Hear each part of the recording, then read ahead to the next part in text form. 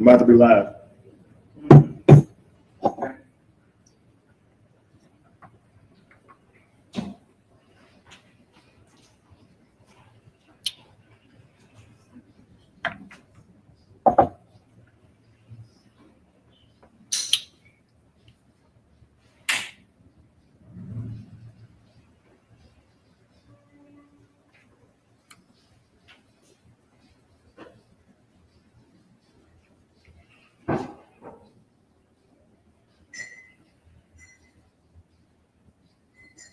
Let me know if you guys can hear me as y'all come in here. Not going to be long. I just want to clear something up real quick. They love to spread lies and rumors, misinterpret what you say.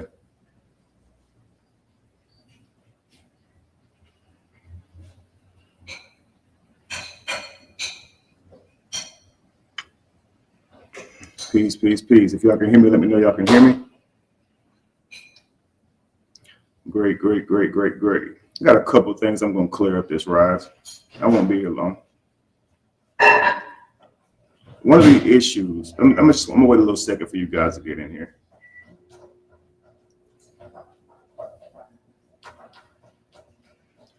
Give you guys a few moments.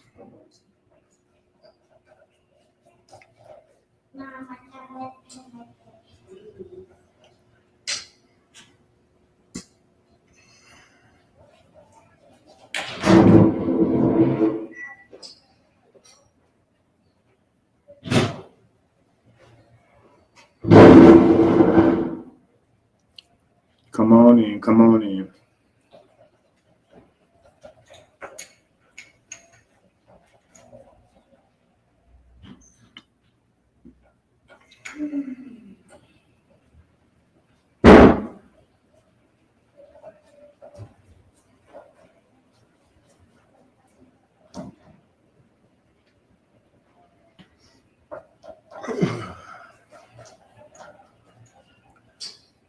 Come on in, guys. Peace to you, peace to you. Lady Leo, peace. Vonda, peace to you. Brandy Gibson, Grand Rising to you. Kimberly, peace to you. L. Latimer, peace to you. Rosalind, peace. Miss Ashley, peace to you. Scorpio Stings, peace to you. Ladoris, peace. Kelly, peace to you. Deborah, peace to you. Jackie, peace. Simone, peace to you. Cheryl Wagner, peace to you. True Slayer, peace. Miss Ashley, and I should be highlighting y'all as I do this too. I gotta, yeah.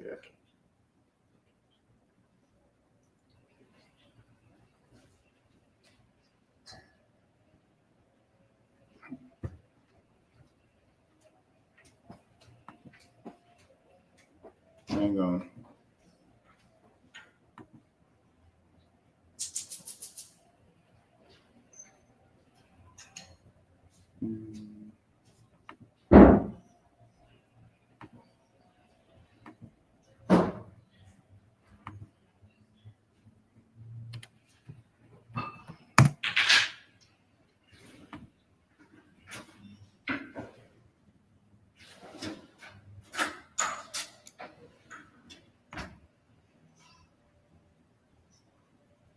All right, let's go ahead and highlight you guys.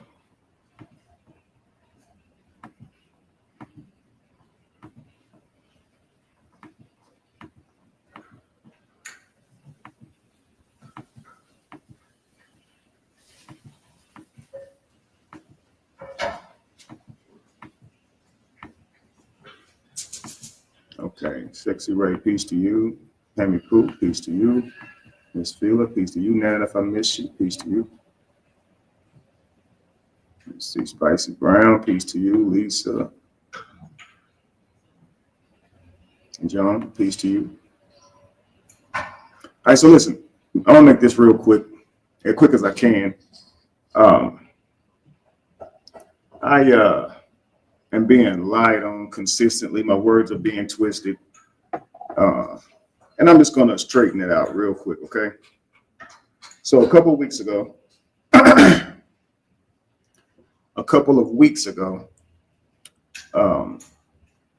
my sister comes out here and says that she has something to say about Robert, why she don't support him anymore, right? And she had my name all up in it. And I was saying to her then, I've done nothing to you. I don't know why you're doing this and We always knew that she would do this. We always knew that the internet in her hands would be a weapon. We knew it. We absolutely knew it. Here's why, okay? Our whole entire life, she's been this way. Toya will cross you, steal from you, betray you, and then when you confront her about it, she'll lie and go tell everybody you did something wrong to her. And she'll have you explaining to your family for months shit that never happened. She'll twist up your words and say you said something about those family members too, even though they had nothing to do with it. And so before you know it, you just learn to just avoid her because she's bad news. And she's been that way our entire lives. So I raised Toya, okay? And Toya has been a burden for most of my life. I'll put it that way. Didn't want to see her as that. But when you realize somebody actually doesn't love you, because, you know, when someone can get something from you, they treat you a certain way. You know what I mean? And it's only when you say no that you see the real version of them. And so you realize actually you've been being used by this person your entire life. You understand? And so many years ago, I had my first apartment. Toya lived with me and Toya. At this time, we were I was probably 16. Toya was probably 13. I think I got 3 years on Toya. All right. I put Toya out eventually because Toya kicked in my door, stole my clothes, and sold them. Now, I thought somebody else kicked my door in. And she allowed me to think somebody else kicked my door in, like I was robbed or something. Until my next door neighbor, she says, you know Toya kicked your door in, right? Old lady. I said, what do you mean? She said, I watched her doing it. She said she left her key inside. Toya knows the back door would stay unlocked for her in case anything like that went down.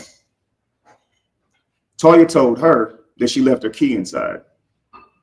She continuously kicked on the door. When I came home, the door was kicked in. The lock thing, that, you know, the thing that holds the lock completely bent the other way. And my clothes were gone. I couldn't take it anymore. That was my last straw. No real need to mention all the other things that she'd done, but that's why I told her she had to go. It was too much at that point. How you kick in your own brother's place where you live to and steal his clothes? How? Why? Why would you do that? And here's how dumb I am, y'all. I didn't cut her off totally. Well, I didn't cut her off at all. I just told her she had to go. That was too much, right? Some years later, she says, I respect Jamie. I got all this love for your family and stuff like that. No, she doesn't. Toya is a habitual liar, okay? 1 year. Now, this after we all working, we're grown now, right? I've been working many years and probably making around $20,000 a year, $30,000 a year working at a plant, okay? I didn't make much money, but you know, when you file your child, you might get about $3,000 or $4,000 back every year. Janae, at this point, she's probably 4 or 5, who knows, something like that. And by this time, I had gotten a different job and I was making a little more money. So I think I made around 50 to 60,000 that year. I was probably 22, 23, right? Made about 50 to 60,000 that year. I filed my taxes and they tell me I owe them money. I never seen this before. I'm used to getting money, right? So my dumb ass, not understanding how taxes work and that you can't get out of that shit, I asked my sister to claim my daughter, right? And she's supposed to give me the money and I'll let her keep, I think it was 1,500 of it or something like that. She ends up telling me that no money came back, that they took it all. Until, of course, the lady I went to school with who done her taxes saw me at Walmart. And she said, you know, I did your sister's taxes. I said, oh yeah. That's crazy. She said she didn't get nothing back either. And she said, yes, she did. Toya got over $5,000 back. I said, Toya told me she didn't get any money. So I went straight to Toya's house, right? Toya got money back and used it to buy Coke because she was selling it at the time. She said, I'm going to give it back to you, Kev, as soon as I re-up, as soon as I get this sold. Y'all know I ain't never seen a dime of that money yet. Now, that's respect for my family, but you stole something that you know I needed. I needed that money. And you stole it. Now, I still didn't cut her off. She promised me every tax year, you're going to get your money back, Kevin. You're going to get your money back. She would say she had some type of lawsuit with somebody and they're going to sue her. I mean, she's suing them and she's winning. She's won the case, right? And she'll borrow money and say, I'm going to give it back as soon as this case clear. No case would ever clear. She's always using some type of gimmick to steal from you. Now, when you tell her no, this is when all hell breaks loose. So she's normally penny pinching. Give me $20 here, $40 here. It's something you can let go and not worry about. And you know if you tell her no, she's going to act out. This is what happened with her and Jeannie. She tried to use Jeannie in the same way. And if you guys remember my live, I said, Toya, you can't do that with everybody. Now, we're your brothers. We're going to look out for you. But you can't do that with these people that you don't know. See, I was trying to tell her the truth then, but in the best way. I said, people are going to be saying a lot of things that's true and false. And it's up to you to take some of that stuff in. This is your opportunity to grow. Still, there's been no growth. Everybody has recognized this incessant need for money, right? And this anger behind it, she don't get it. Because Toya uses people and gets mad when she can't any longer. And this is why Toya is upset with me. This is what has driven her to do all this toxic stuff that she's done to me the last few months. I've done nothing to Toya except for say no. In the most recent years, my money got funny because I lost my page. Not lost my page, but my page was demonetized. You guys are aware of that. So I have, bills to pay, $4,500 rent, $1,500 light bill, insurances, and not to mention, I have 4 children and a grandbaby who I take care of totally. I take care of all of them. All right. Now, I take care of Toya and her family as well. Okay. So I don't just take care of my family, and I'll show you guys here soon. I've been taking care of her family also. And that's nothing close to what Robert has given them. No, it's not even half of what Robert has given them. You understand? So they're coming out here being so disrespectful to a person who's really carried them for the last few years. Really the whole time he's known Toya, we've been there. So he's upset because they lost access to us. And so now they're mad, lashing out, trying to destroy what we got or build their name off of us. This is their punishment for us cutting them off, as if we didn't have a reason. They come out here and weaponize this internet, weaponize these people because they thought we were weak like them. They thought they could threaten us and use this internet to rob us. I'll say something if you don't give something. I'm going to go online and say something. She kept putting out these little hints that I'm going to go online and say something like we gave a fuck, because we already know we've never stolen from her. We've never did anything to harm her. So whatever she's going to say would be lies. We already knew this, but I was prepared for it. I already knew Toya would do this, and I don't play that shit. Robert don't do talking back and forth like that. I call shit out. I don't play that shit. So I know Toya is probably went to have my family lying about why we're into it, right? About why we're going at it, so to speak. But here's the things that Toya does, okay? This court case that the bomb threat got called in on, right? Where they said I was going to blow up the place. The only reason I wasn't there is because at the time I had a court issue that needed to be resolved. Okay. I got pulled over, didn't realize I had my license suspended off of missing a court date. The cop logged my name in with a T, Kevin Wesley. When I called to pay the ticket, they said they had no Kevin Wesley. My name doesn't have a T in it. My license ended up being suspended because the ticket went unpaid. Now, I went to jail for that shit. Got right out and went and handled it. They realized they made a mistake, gave me my license back. I had to pay a fine to North Carolina because this happened in South Carolina where I got pulled over. South Carolina just undone the whole ticket. But North Carolina charged me a penalty for having my license suspended, and I got my license back. But I still had to go to court for it. Okay? Now, anyway, I had this issue still lingering at the time. And I told Toya, I can't go to court with you there because I don't want there to be no issues. So she knew why I didn't go. But she'll come out here and say, Kevin didn't go to court with me. He only went with me in Forest City. So if I went 4 hours to go support you in court in Forest City, but didn't go an hour up the road, and you knew why. But here's what's crazy. When she gets mad at Robert for whatever reason and throws me in it, she goes and tells those 2 women that she hanging with, I ain't even gonna say their name because they want a lot of credit. You know what I'm saying? Super losers, I call them that. All right. Here's what happens.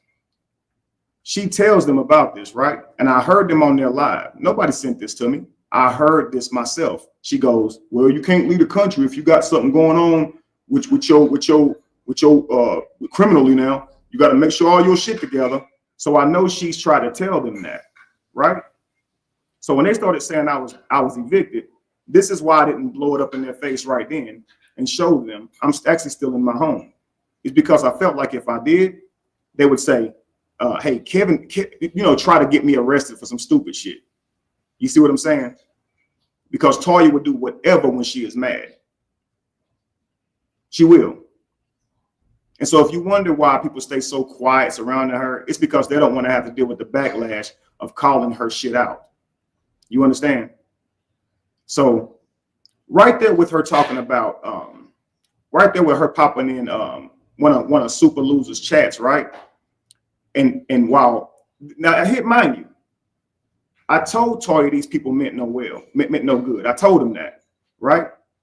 Now I told her that after Amber had said, why don't Toya defend Kevin? Super losers are out here trying to terrorize Kevin on other people's chats while they're trying to call him a pedophile. That's all Amber said. She didn't call Toya a name. She just asked, why ain't Toya defending her brother? Now, guys, this should have been okay, because how many people have asked, why wasn't I defending Toya? I didn't come out and say, stop talking about me. Y'all being mean to me. Keep my, Toya, tell them to leave me. I didn't do none of that at all. Right? So it was a good question.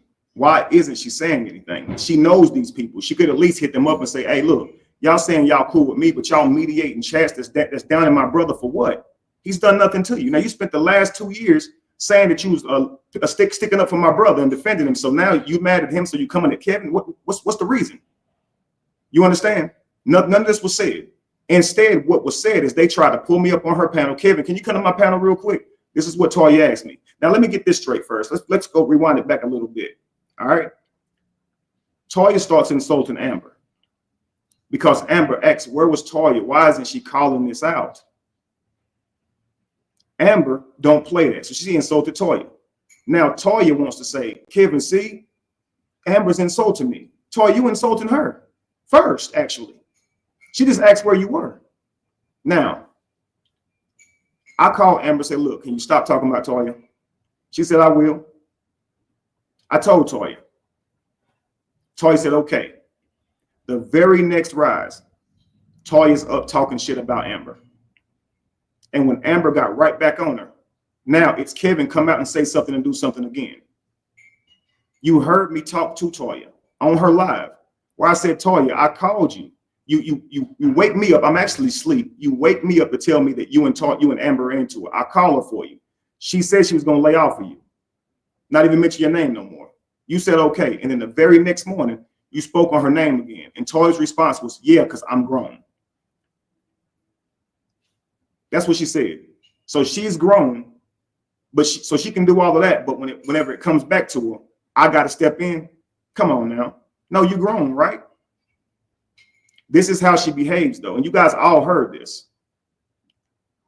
Not to mention, I've done nothing but big my sister up this whole time. In fact, my last live, I said Toya was beautiful.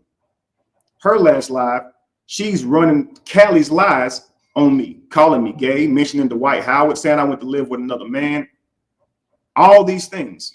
She's repeating what another nigga saying. Meanwhile, I still haven't insulted her one time.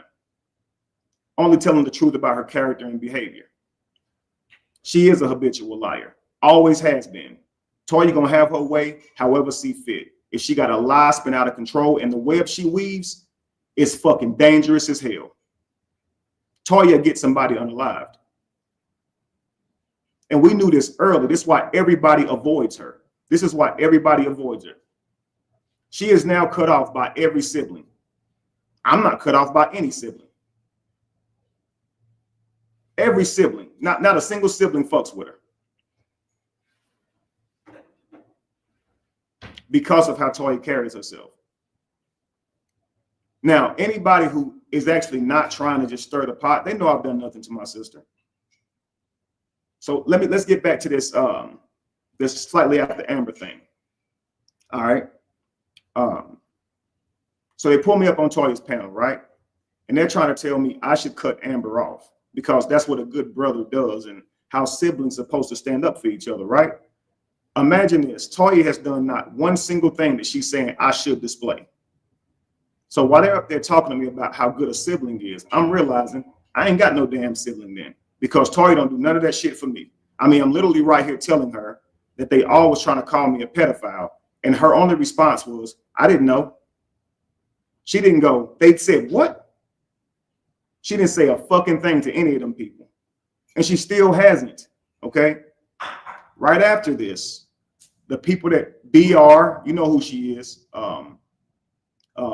Buck's girl, right? You know who she is, AD, every last one of them. They've still ran their mouth about me continuously, and not once has she said, yo, chill off my brother. How y'all say y'all cool with me, but then go live every day on my damn brother? Meanwhile, nobody's doing that to Toya. I asked, don't say anything to Toya. Don't disrespect her. Don't talk about her looks. This is what I asked. And a lot of people tried their best to respect that. But what Toya does is she talks about everybody's looks so they can talk about hers. So she can say, see, Kevin, and try to have me, you know, separate myself from the people who support me. You understand? I never used those tactics on her. But right now, all those people who swear that they love her are talking shit about her nephews, her daughters, her nieces. That's what they're doing. Her sister-in-laws. And she's perfectly fine with it. You know why? Because Toya's weaponizing those very people. And that's why she's trying to imply that I'm doing it. Toya has always been easy to read. She'll always try and tell you you're doing exactly what she's doing. So all you got to do is listen.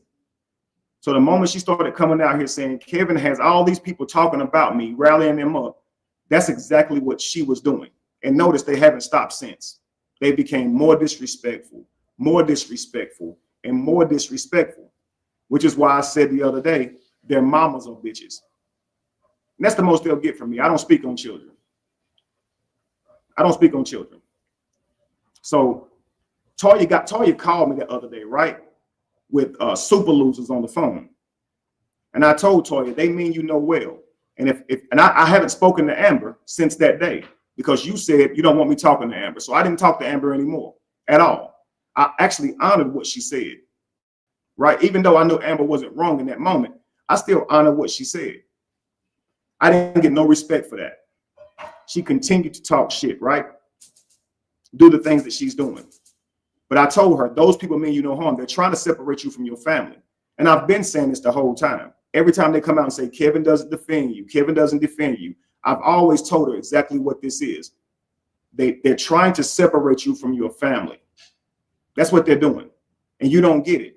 And when they realized that Toya's a sucker for a cash app, they knew Toya could be bought. And this is when it became go live and say some shit about your brothers and we'll send you cash apps. And when she realized she could do that, and my brother's money was funny, and my money was funny, she decided to sacrifice us for some fucking cash apps. Now we're her mother's children, her father's children, and there's a duty to love and respect and honor your siblings. Me and my brother have not forsaken that. We wouldn't sell her out for all the money in the world. But for a few cash apps, Toya would sell us out. And that lets you know Toya don't give a fuck about you or nobody. Do you understand? So imagine loving somebody as if they're your own daughter, but then you realize they don't actually love you back. And I'm watching the way that she behaves. You understand? So I tell her, you leave them alone then. She tell me no. On the phone, she told me no, she gonna still fuck with them. Meanwhile, they're moderating for Buck's girl, right? But saying, I ain't doing nothing wrong. Yeah, you're moderating for this person who's literally up there dragging me every day. But I ain't dragging you. Okay, so Toya, that's cool, right? She's dragging me now. And it's crazy because it's exactly what I said it was. I know when people have negative intentions because I can sense their spirit. I simply can. And so all the shit is coming to pass. And they're acting like I'm the one that's doing it. So she's up there with a live called Side Chicks, right? You can clearly hear her talking about, what if I fucking die? Now just think about this. My sister's in the chat. Somebody saying, what if he dies? Would Jamie give Lacey some money? Would Jamie honor Kevin and Lacey's contract? That should have been very disrespectful to her. Now she can say, well, I didn't know what they was talking about. You know now, and you still cool with him and haven't addressed a fucking word. This is how we know you know. She's always been terrible at lying. People say she's a good liar. No, Toya sounds convincing when she lied, but she's a horrible liar. Because all the shit she's saying, it never adds up. You didn't know about it, right? You didn't know that lie was about her, right? She kept talking. She continued to keep it about me. And you didn't say, oh, my bad. I didn't know this was about my brother. Let me be out. She didn't say, hey, yo, can you not do lives about my siblings, yo? You could talk about that. You could talk about Side Chicks without ever mentioning Kevin's relationship. Why the fuck did you do that? And sit here saying you got my back. Sitting here saying that you out here for me. But here's the thing with my sister. She thinks those motherfuckers can help make their dreams come true. That's what she thinks. She thinks that they can help her and OB get on. So again, sacrifice Kevin for them. Sacrifice Robert for them. Because they think somehow those people can make their dreams come true. Can't nobody make your dreams come true. And as long as you are dependent on someone else to make your dreams come true, you will never have your dream. OB is very talented. And if he shut the fuck up and just write his music and do that, he'd be fine. But the shit he said and done, wouldn't no real nigga would fuck with him. Because real niggas don't fuck with niggas who talk about kids or harm children. This is why them people don't last in prison. Because children are not to be played with. And real niggas know that. Gangsters know that. There's a code. And you can tell he ain't no real nigga. He's a real bitch. That's exactly what he is. I didn't listen to what he said at all. But I caught a bit about what Cree said, what Cree was playing. And I heard him say, I'll have to take care of my son, basically for the foreseeable future. Well, I was taking care of them, Toya, him, their children. Every time they asked for something, I was there to give them money. So you got to understand that don't bother me at all. And that's still my biological child. So whatever we can talk about, children being healthy and whatnot, spiritually, mentally, children are not healthy when they watch their mama be beat up by the man who's supposed to be their stepfather, by a man who's supposed to be their father. So as healthy as they are born, by the time they're grown, they'll be traumatized. And this is called dysfunction. And this should be able to be prevented. Biological things happen. People have ailments all the time. And what happens is a tribe, a village, supposed to come together about them, not mock those things. You understand?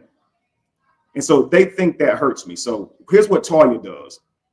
Toya knows what I was saying was right and exact. So she chooses to try to weaponize OB, just like she'll weaponize anybody that she can whenever she's mad. She called me several times, want me to cuss somebody out, but that's not how I move. That's not my first reaction. My first reaction is discuss things. Be diplomatic like a grown man's supposed to do, because there's casualties in war. So any grown man, any king will try and be diplomatic first. Toya doesn't like diplomacy. Toya wants you to get on there and crash out. And if you don't do that, she'll say, I'll get OB to do it then, because he know how to do it the right way. Right, you want somebody to get up here cussing and screaming and acting like a little bitch. That's not how we behave, though. So in her mind, a real man is a screamer, cuss you out, all of this. Even though Toya didn't grow up around brothers that act like that. That's what she ends up with. Because Toya vibrates to her exactly who she is. She stole from my oldest brother. Yeah, she stole from him too. He cut her off. And she'll lie and act like they talk. They do not talk. Nobody's dealing with her. And anybody that does deal with her, it's simply because they're afraid that she'll come online and run their name through the mud, because that's how she is. Notice how she kept saying, I'm going to go online and let out my truth. Why is that necessary for you to go online and say a whole bunch of bullshit when you can just call your family, like Obi said I should do, and have a conversation? But she wants to use the internet to weaponize it. I'm not going to let her do that against me. You can't lie on me. You can't twist my words. Well, you can, but I'm going to damn sure straighten them out. And I'm still done with you. In the end, you lose. In the end, you lose two brothers who actually had your back through thick and thin. And as soon as they couldn't give it to you, just because they didn't have it, it wasn't because they being mean to you. They didn't have it. Look at you expose yourself. And in everything, guys, that's like a ray of light. When I show you guys real quickly the amount of money that I've given her over the years, you'd have to understand why this is a blessing. Because I would have never stopped helping my sister. I would have never stopped, because I look at that like that's my duty to make sure that I'm my sister's and my brother's keeper. Just like me and my brother Robert will always have each other's back. Me and my other brothers will always have each other's back. Always. This ain't an age thing. It's until the day you die. It's until the day you die. And if they ever can't do it, they just can't do it. It just is what it is. You understand? So when Toya says, OB said that, I didn't say it. OB gonna do what he want to do. Toya had OB do that. Here's how I know. And I hope I'm not jumping around, but I'm just in my thoughts.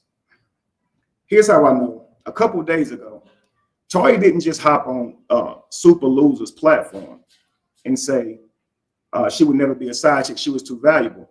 And I heard this myself. I heard it myself. Okay. Something told me to just click on it. I never see this lady's channel. I never see it. Never see it. All right. But I saw the thing, and I saw it said side chick, and I just knew she was on there talking about my family. I just knew it. And I was 100% right too. So I heard the shit. And I saw Toya pop up in there and say what she said. I'm like, really, yo? So I screen recorded that shit. Not a lot of it, just a bit.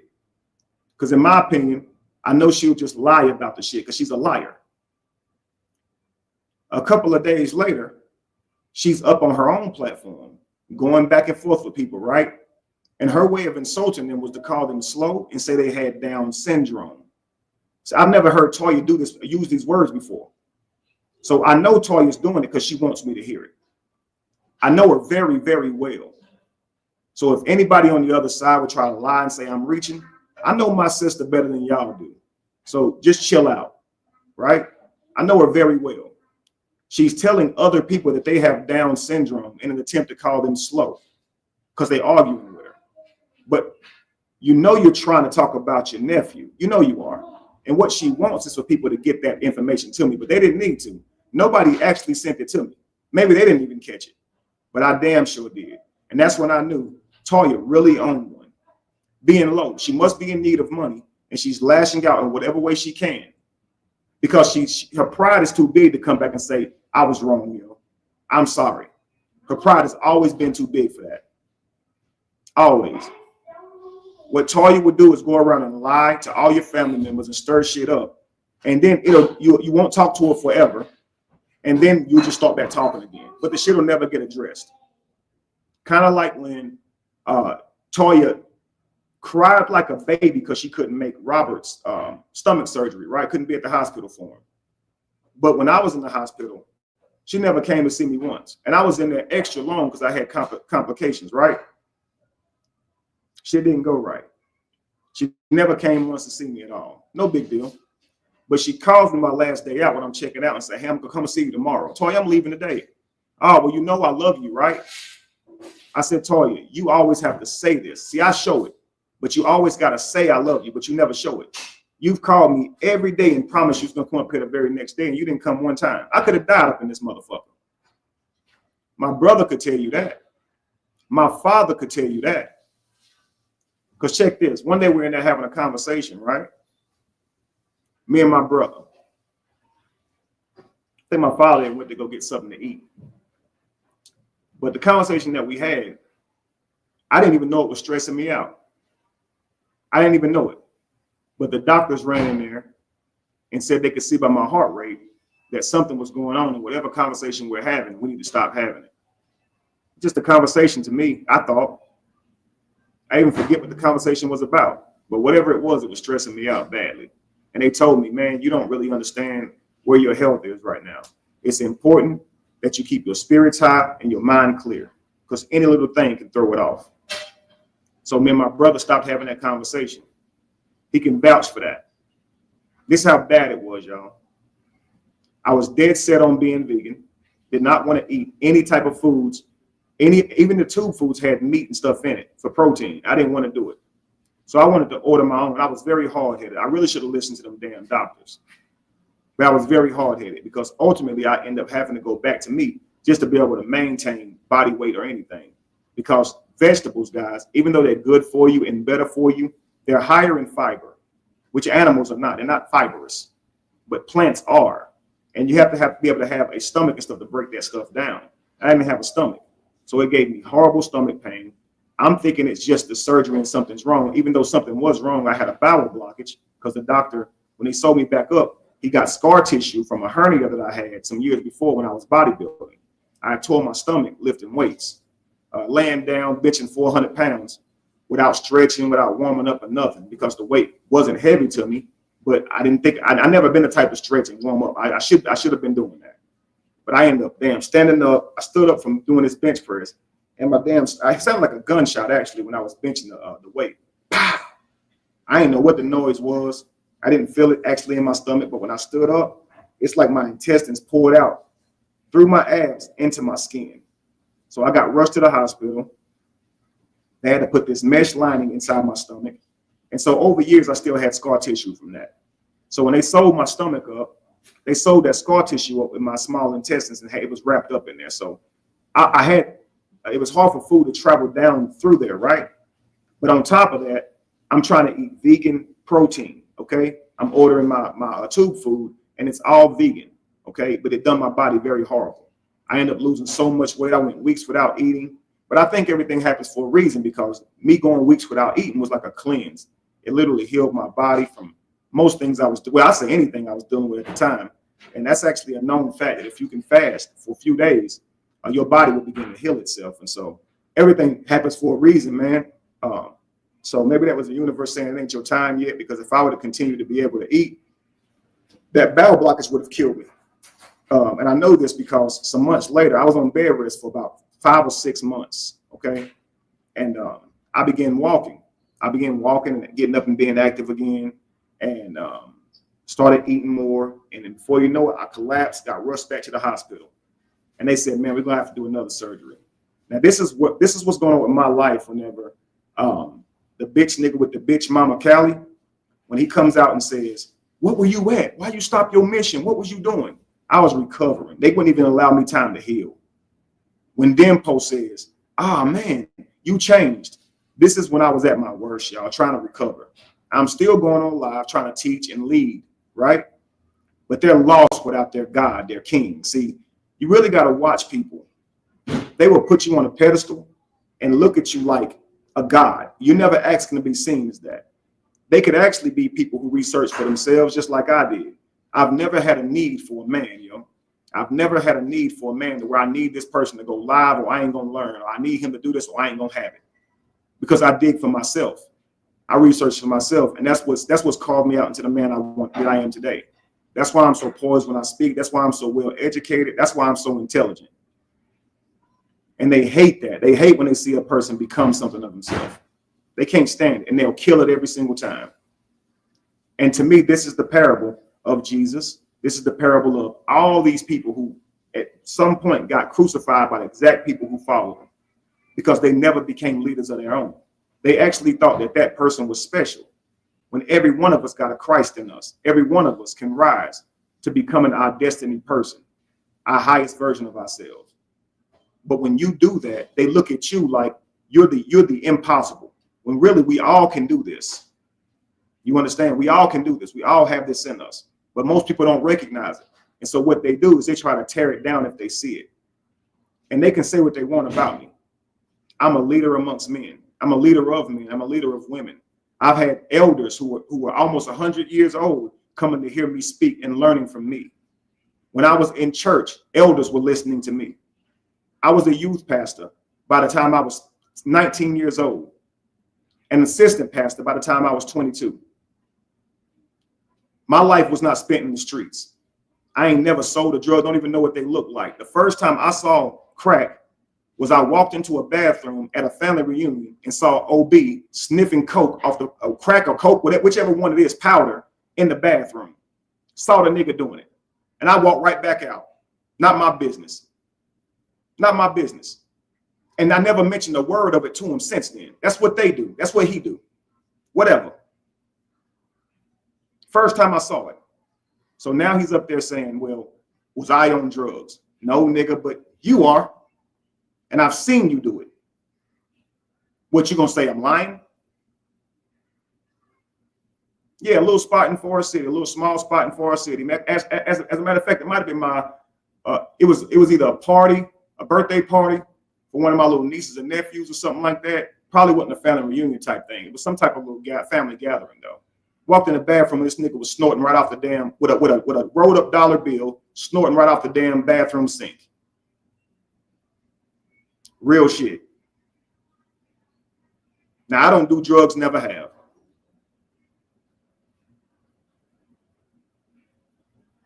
Just a fact. So I've always been on to spiritual things, trying to get closer to who I believe was God. I've always been a person who thought about my destiny and who I was going to be. And every morning, every day, I've always woke up thinking about the best version of myself. And nobody made me think this way. It's just who I am. I just always had a hunger for being better than I was. You understand? So what happens is when people see that, they try to tear it down. And this is why they try and tear down my family, my children, because they want to upset me and steal my joy. See, I allowed them to do that when I was over there living in that mansion. I allowed them to do that, but I won't allow them to do that here. My heart is hardened now. It's nothing that a loser can say to upset me. It's just not. See, when I think very little of you, there's no reason for me to care if you think little of me. So in the beginning, when these people first started turning on me, it hurt. It hurt. Oh, it hurt bad because I have a heart. And I think a lot of people and the most of people. And so when it becomes something that I didn't expect, it breaks my heart. You understand? But over time, I begin to see who these people really are, and my heart hardens. Nothing they can say or do bothers me because I realize they're not shit. And why would I allow somebody like that to hurt me? That'd be ridiculous. All right? I even teach my kids this way. Listen, don't be vulnerable to people's words. When you realize that they just mean you harm, become indestructible. Ignore them. Because they're speaking from their own hate and whatever's tormenting them. They put themselves in hell. You didn't put them there. So something about your presence drives them crazy. And that's why they can't leave you alone. And that's why they'll find any and everything to say about you. And they got nothing that you've actually done to them. So they'll try their best to try to weave something into you that you've done so they can have a right to crucify you and attack you. But they should just be bold and say, I'm doing this shit just because I don't like your ass. Callie got to lie and act like I came on to him just so he could try to lie on me for years. Just be honest and say you don't like the nigga because you know you're lying. Just be honest, man. But these people can't be honest. They can't be. In their mind, they feel like you shine so bright. They don't want other people to witness it because it exposes who they're not. And I realize it, man. But anyway, let me get back to this point. Toya's on there saying, y'all got Down syndrome, right? And really, it's like you're embarrassing your damn self because my son has said nothing to you. I've said nothing to you, done nothing to you at all. And you're up there trying to throw attacks at me in whatever way that you can. And the thing about it is, if I was wrong, right? Let's say I was wrong about Toya. What if Toya didn't know, right? What if Toya didn't know they was talking about Lacey? Toya could have said, damn, Kevin, I hate you see it that way. And now I understand I should probably stay out these people's chats because, yeah, that ain't real respectful to me for them to be up there talking about you. And I'm trying to support their channel. And now I'm sitting here looking like I'm trying to bash you. And that ain't what I meant. It won't be that. It'll be an attack. So I say what I'm seeing my sister doing with my own damn eyes, right? And what does she do? Attack me even fucking more with what she likes to do. Play dumb, miss the point on purpose, and act like I'm insulting her doing something. So what I said was this: you're on a live where they're literally talking about me dying, saying, would Jamie honor mine and Lacey's agreements? You don't find that offensive, you chime in on it. Right when they're talking about this, you chime in and say, yeah, that's right, girl. I couldn't be a side chick. I'm too valuable. One of the super losers responded right back to you, super mad, because that's what they are, they're super mad. One of them responded back to you, oh, read your comment. Hey, Toya. Which lets you know that Toya is in real time listening to it, because Toya responds right back in real time listening to it. Throws up a bunch of damn muscle emojis with laughing emojis, right? So Toya's already was live talking shit. That's exactly why I'm doing this. She gonna learn. I won't stop if you don't. I don't give a fuck about none of that shit. You can't pump me, yo. I've never been able to be pumped, ever. All those little threats and shit they got going on, I'm gonna go live, I'm gonna keep talking. Nigga, I can keep talking. Because I ain't said the half of what the fuck this girl done. I ain't said the half of it. And I know anything they'll say is lies. So I'm good with that.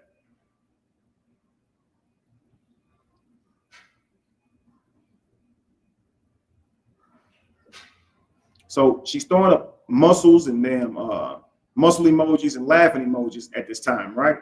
So I'm sitting here like, wow. So you come to my house, I'll give up my bed.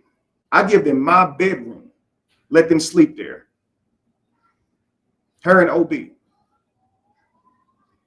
Let her children sleep in my house, no problems. And the thing about it, you'll be willing to come sleep at my house, knowing you don't agree with my family. You don't agree with my family dynamic.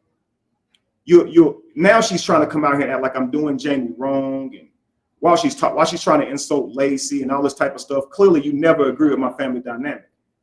So why would you even come to my house, man? Why would you come and allow your children to see me be with two women then, if you're so against it?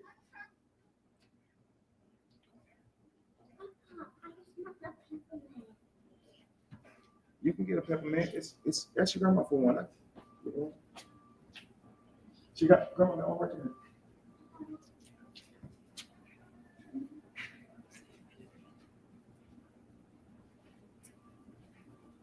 Let him crash out. You can crash till he burn. So what was I saying? My grandbaby wanted a peppermint. Yeah. So you're willing to stay at my house though, right? While your children see these two women that you say I'm doing wrong, this side chick and all this shit you're saying, but you'll let them see it. Are you telling them it's wrong and then bringing them to my house and pretending it's okay? Like, really, what's going on? And you guys, this ain't a bashing session. I ain't gonna bash her at all. These are just facts. Right now you're up here saying, I never agreed with it and I kept my mouth closed. Well, then why did you come stay at my house and bring your family around it? Why? Why? You said you thought about telling Janae, don't you follow in the same footsteps as your mother. Well, you bringing your daughters to see that, right? OB's right in front of my face like, man, it's a beautiful thing you got here. A beautiful thing you got here, man. I respect it. I love it, man. I want to be like you one day, bro. This is what he's telling me, right? While he's standing in my house. Oh, I love the views, man. The way you take care of your family, the way the views on the house, looking off at the backwater, man, all that's so beautiful, bro. Hey, man, you're a real king by how you move. Notice he said, I ain't much for words in person, but I got a lot of mouth when I'm not around you. You are much for words, and it's all praise and admiration. He even tells me he grew up admiring me. He even tells me that, man, people say I look like you when I was younger. Ha, ha, ha. He likes that. Real talk, y'all. He's got nothing negative to say whenever you're right in front of him, and neither did I. I've done nothing but showed him love. He's the one who started being real slick talking and talking tough about me when I've done nothing to him. And notice when I asked him about it, instead of like a man saying, the reason I'm speaking this way is because Toya's telling me this, bro. No, he gets up there and starts ranting and yelling like a little bitch, just like his mama. That's what he did. You can't ask them shit. You can't bring any concern to them without them acting like victims. You really can't. You really can't. So it's always been them with the slick shit. Never me. But they want to spin it now. So anyway, you're in that live and you're speaking on my family. You're speaking about how you are too valuable to be a side chick when this woman's talking about my family, right? Now it's, well, I was just giving a comment. Again, let me try and misunderstand you. So if I commented something, right, inside of a chat where they were talking about my sister and I didn't know it, I would understand why my sister felt this way. I wouldn't attack her for feeling that way because I know I commented that shit. And so I would say, you know what, let me just apologize. Sis, I didn't mean it that way. And from here on out, I'm gonna make sure I listen clearly and I won't be supporting anybody who's talking about you like that at all. I'm not gonna do that. I'm not gonna do that. But she can't do that. Toya will attack me for noticing what the fuck she did. She'll lie. That ain't what I meant. Well, if that ain't what you meant, don't you understand why I see it that way? Can you not hear your comment? Can you not see your comment pop up right when she's saying Jamie and Lacey's names? Can't you see how I would see that there's no fucking confusion about what she's talking about? Can you see that? But she'll play dumb and just be in attack mode.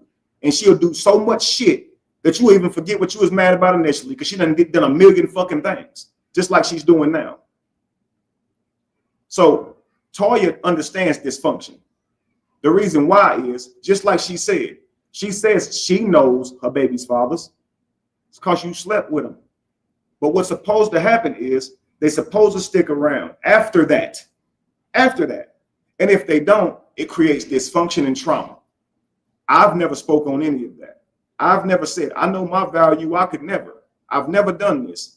But you're on there saying that you know your value. So, Cree, I heard you said that what he means is you was out here hoeing around. I ain't even mean that. What I meant was not an insult at all. What I meant was you know dysfunction when you see it. And you're criticizing somebody who's there for their children. You're on here criticizing my family dynamic when you've got men out there who won't even honor their fatherhood responsibilities.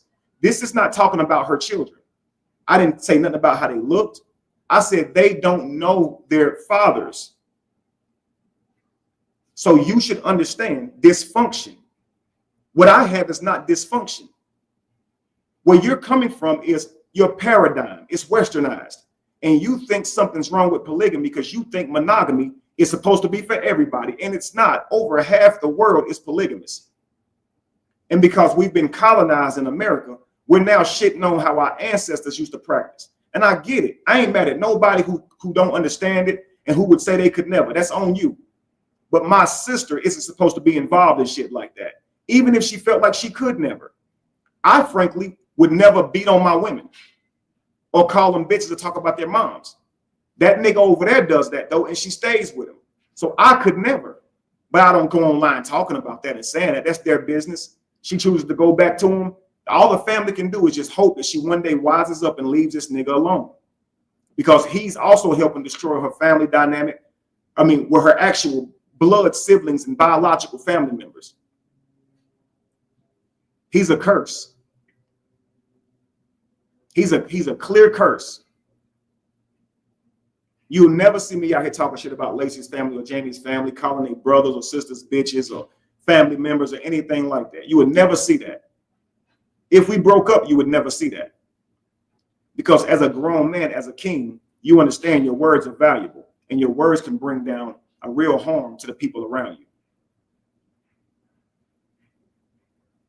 Words can cause a lot of damage, y'all.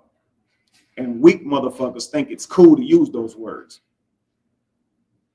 And people think, it's just talking. Nah, that talking is what start wars. Let's be real. Well, when it get physical, well, physical normally starts off of words, right? So we can't take away the value of words. And they don't hold no words back. They literally speak to try and hurt you. They literally speak to try and get under your skin. But they do this to somebody who actually had their backs. So me and Robert could have left Toya alone a long time ago. Okay. We've both said to her at times, if you let this nigga back in, we ain't giving you nothing else. And what does she do? Let him right back in, right after you give her enough money to pay her rent, right after you keep her lights on. There's been times where Toya will call me crying, Kevin, can I have? As soon as you give it to her, she be posting bottles of liquor online. Toya don't give a fuck, yo. She don't. As soon as they stop cash apping her, you're going to see her spiral out again. And that's why she came online mad and mad and mad when people would mention her need for money and how she made that the prominent thing. When you're supposed to be out here protecting your brother, you want to hear talking about cash apps. Let whatever come to you, but don't demand it. You can't do people like that. You can't make them give you shit. You can't. You just can't make people give you shit. And I would tell her, find creative ways, man. Find creative ways. You got talent. OB got talent. I even wrote them skits. They sent me one. It just wasn't good enough. It wasn't. They needed to practice their lines better. So I told them to work on it and send it back again. But I guess the way they want to make money is drama. They'd rather it come from the hands of people. When I try to tell them, when people view your videos, you can get way more. And you don't have to make people feel like they have to give you something. And then you don't have to worry about feeling like they're using you. Because when you're out here doing your talking online, and you spending hours online talking, sometimes people will come out and not give you a damn thing. And it'll make you feel like, God damn, y'all can come and listen to be entertained or whatever the case may be and don't support. But I really don't like that type of dynamic. I don't like the dynamic where you have to make ends meet and you're giving your time to the people and you have to convey that to them in order for them to help you or give it to you. I just don't like that. I've had a smaller platform before where I galvanize people, and I can tell you this, they do not like to give like you think they would. You understand? They don't like to give, and you can be giving I wasn't doing drama. I was teaching religion things they claimed that they needed, and they still wasn't giving like that. And so it will make you feel away. Now, what happened was Facebook and stuff started monetizing videos like for views. And when that happened, I started getting paid a hell of a lot of money. And so I didn't need to get on here and try and, get people to donate and get people to support what they say they want to hear. No need for it. Now everybody can be happy. Y'all get the content. I get the earnings. My life is good. I can pay my bills and y'all can get the content. So just watch the videos. All you have to do. That's easy for everybody. Just watch the videos. But you can, and I'm sure all you content creators, every last one of you can understand that whatever you're doing on your channel is taking your time and your energy, right? And so when people come to your channel, you would like that they would support what you're doing, support the show. And just sometimes they don't. It's a whole lot easier for me when I just have to rely on content and ads. You see what I'm saying? Because all you're doing is just enjoying the video, learning from the video, and I don't need nothing from you. That's how I prefer it. So I pointed my attention into making content that could go viral, get a lot of views, interest a lot of people, and I became very successful at doing that, right? And I was trying to show them how to do the same things, but they don't want to listen. They just want hands out, and they always say that handouts. But they always say if you give a man a fish, they would eat for only a day. But if you teach them how to fish, they eat for a lifetime. I wish the Bible would have went into more detail with this, because the truth is, if they don't want to learn how to fish, you actually should just avoid them. Because if you giving them fish and constantly giving them fish, they actually never see your value. Even though they become a leech, they never see your value. And the moment you don't give them a fish, they treat you like you're the one starving them. When really, they're the one with their hands out because they're not learning to fish. Anytime I've went to somebody for bread and they couldn't give it to me, the only person I'm mad at is me, because I shouldn't even be in a position to need that shit. I can think of all the places that I fell short and could have been doing something to earn and wasn't doing it. So it's my fault that I'm in this position to be asking in the first place. That's why he who gives is more blessed than the one who receives, because the one who receives from another is not planting their garden. So if I'm watching you plant your garden and I'm over here saying, can I have some food? Can I have some vegetables? Can I have some carrots? Can I have some corn? The moment you tell me, nah, man, I had a bad harvest. We've had a drought last season. Now you're mad at me, but you never planted a garden. To me, that's silly. So if you give a man a fish, he only eats for a day. But if you teach him how to fish, he eats for a lifetime. Right? If they don't want to learn to fish, they're doomed to starve. And this is just the facts. So I try to teach them to fish, try to give them advice to earn money. But they see this fast track way. If I go on here and talk right now, I might get cash apps. And that's what it turns into. So what happened is I simply said, you're on here talking about my family dynamic as if it's dysfunctional. But your children do not know their fathers. Now, I've never came out and said I would never take care of children that wasn't mine, because I would. This is meaning I'm not talking shit about OB. I said I would do the same if I saw a woman who I felt was valuable, that I loved. I would take care of her kids as if they were my own. I said I would do the same. So this is not talking shit about OB, right? I've often said you're even a greater man for taking care of children that's not yours, because you certainly don't have to. I've said this before. So what I'm pointing out is the dysfunction. He's there taking care of children. He ain't taking care of them really, beating their mom up and all that shit, but he's there, right? And I'm not saying a word about it. So I could point out all that shit, but you have dysfunction. But I stay out of it because you're my family. And out of respect for my family, I let y'all be. Even still try and treat him like a brother, because she loves him. Do you understand? I ain't online bashing this nigga. Still ain't. I really still ain't. But he could be up there turned up, acting like a little bitch all he wants to, yelling and screaming with nobody in front of him to take that energy out of on if he wants to. But you're just talking to a phone. And anybody can be tough and confident when it's not right in front of him. But that's okay, though. He'll get his opportunity to prove himself. Like I said, he have close fights with my sister. He better not ever think he can come near me. And a single person in my family who he can beat. But he's been online saying everybody in that family bitches. Everybody, not a single man over here. But you at my family, you at my family's cookout with your head tucked. I saw Jermaine standing right in the background. Why didn't you go up to him and say, nigga, you a bitch? Ain't nobody in Toya's family hard. Why didn't you say, why ain't none of y'all ever said nothing to me for hitting y'all sister? Why didn't you say none of that? Because you never will. You never will. Because every last one of them would knock the fire out of you. And the first thing he'd do is bring up some damn guns because he's a bitch. That's what he would do. He swear he a killer. Always trying to act like he got several bodies and all kind of shit. And that's what he said. If I ever see Cali, he's going to be another one of my bodies. Them niggas took a picture together. Cheese, say cheese. Say cheese ass niggas. That's how gangsters move. And to me, it's just hilarious because I ain't never seen no gangster movie. I've seen a lot of gangster movies, but I've never seen them say, let's go take a picture with the ops in order to piss off my op. I've never seen that in my life. So to me, that's bitch shit. That's lame ass nigga shit. That's what it looks like to me. That's exactly what it looks like to me. Nothing about that seems hard or anything like that to me. It looks stupid as fuck. So he can play tough, but like I said, the nigga who you calling real, he act just like you, have his hands out for money, never pay it back, don't take care of his family, and be having close fights with his girl after he insults her a bunch of fucking times. Because as you can see, he got a lot of mouth, and she got a lot of mouth too. And I can see why Callie's ex choked the fuck out of him. I can definitely see why.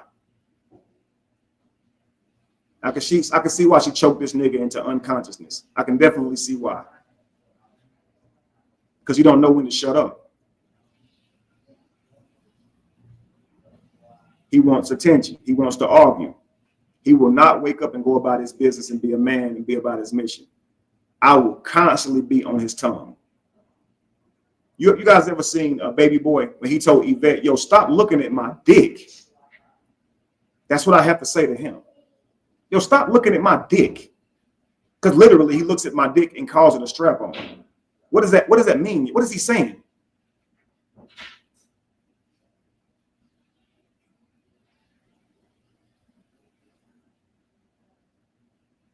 And that's who OB said was a real nigga. The same nigga who called another nigga chocolate, but they calling me gay as an insult. None of them talking about logical shit. They just on there insulting like children. Like, what are we, 8 years old? So they on here talking about my sons, right? Let me tell y'all something. If my sons were gay, I'd love them all the same. I would love them all the same. Because I'm their father.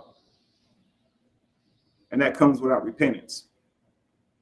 So to anybody who try and mock someone for that, now AD said my sons are gay, so I said your son gay. But I don't really think anything about that. If he was gay, he'd just be gay. It is what it is. You don't have any real control over that, family, if it were the case. In your mind, you can imagine how you want your kids to be and whatever decisions they make or whatever the case may be, but you're going to have to love them through whatever it is. And if that's your children, I think it would be horrible to walk away from them because things didn't turn out like you would have wanted them to, if that were the case. So this whole your son's gay, all this stuff is really an insult against gay people, and they're trying to hurt my feelings. Anything to hurt my feelings though, right? So imagine all these people out here with children that weren't born the healthiest. It may have conditions. Oh, be up there talking about my child. Well, you talking about theirs too. You're talking about theirs too, and every last one of them laughing with someone like that in their family that's close to them. Yo, the joke on y'all.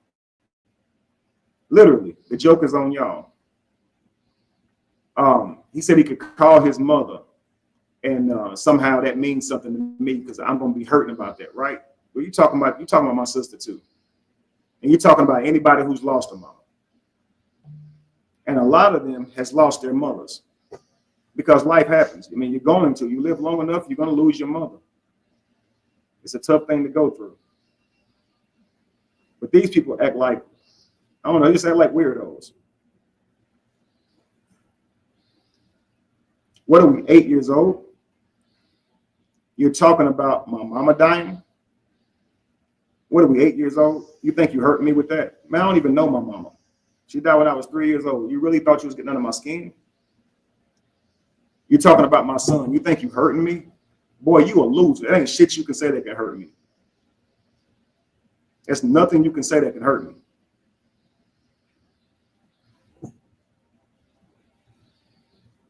There's nothing you can say that can take away the joy that I have with my child. I was most vulnerable when Samik was first born. So when they came out saying his baby is something wrong with that baby, oh, that got me. That broke my heart. That got me. I would have definitely crushed out over that one, and was about to. I was about to. It took my wives talking some sense into me because they don't encourage me to crash out. And there wasn't nothing about to be said online. I was about to go on a real spree, no matter what happened to me. And I felt like at the time that's my duty. If I go now, they're gonna go before me. That's how I felt. But after going through the surgeries with my son and not knowing if he was gonna come up out of that hospital bed and seeing the strength that he had and seeing him grow, and man, there's a joy, a love, a connection with my child that I've never imagined having. I've never imagined having. I never imagined this feeling before. He's a ball of magic. When I look at him, when I hold him close to me, I feel nothing but joy, overwhelmingly. And ain't nothing nobody can say to take that away from me. Nothing. To me, he's absolutely beautiful. So if someone else is through their eyes, if they see something else, that's between them, yo. That's between them. So there's nothing that they could say to take joy out of Lacey, myself, or Jamie, his sisters. Samik's sisters and brothers, anything like that. There's nothing you can say about them to make us feel less about him or to hurt our feelings, bro. Like, you sound stupid even trying to go there. That's like me thinking, and they try to say I insulted their son and called him gay. No, I didn't. I was talking to AD. But imagine me say something about your son. That wouldn't hurt you. Why? You know your son. You know you love him to death. What the fuck would be the point? And I would only be making myself look stupid for attacking a child just like you're doing. So the whole time he's out here saying something about babies, people are praising him. But let them echo chambers take their ass right where they're supposed to go. Because like I said, it's a blessing in all of it. My sister has been a burden for many years, always in my fucking pockets. A lot of reasons why I couldn't really get ahead like I want to, because she's always right there wanting fucking something. And I would have never told her no. But she made it easy for me by treating me the way she's been doing. And ever since then, it's been a clear blessing that she can't call and ask me for shit. I wouldn't give Toya anything if I had a pocket full of money. It's over for her. And that's the same for my brother. That's the same for my other siblings. It's a wrap for her. And that's what she's mad about. And that's what OB's mad about. Because imagine being with a woman that you don't got to fully take care of because her siblings still fucking do. Just imagine that. He mad because his meal ticket gone. Even with having little to no rent, they still coming to me, a man with $4,500 rent, a brother who's going through a horrible divorce, whose money stopped, asking these people for money. Yo, get your life together, yo. We're not asking you for money. I'm gonna prove it to you.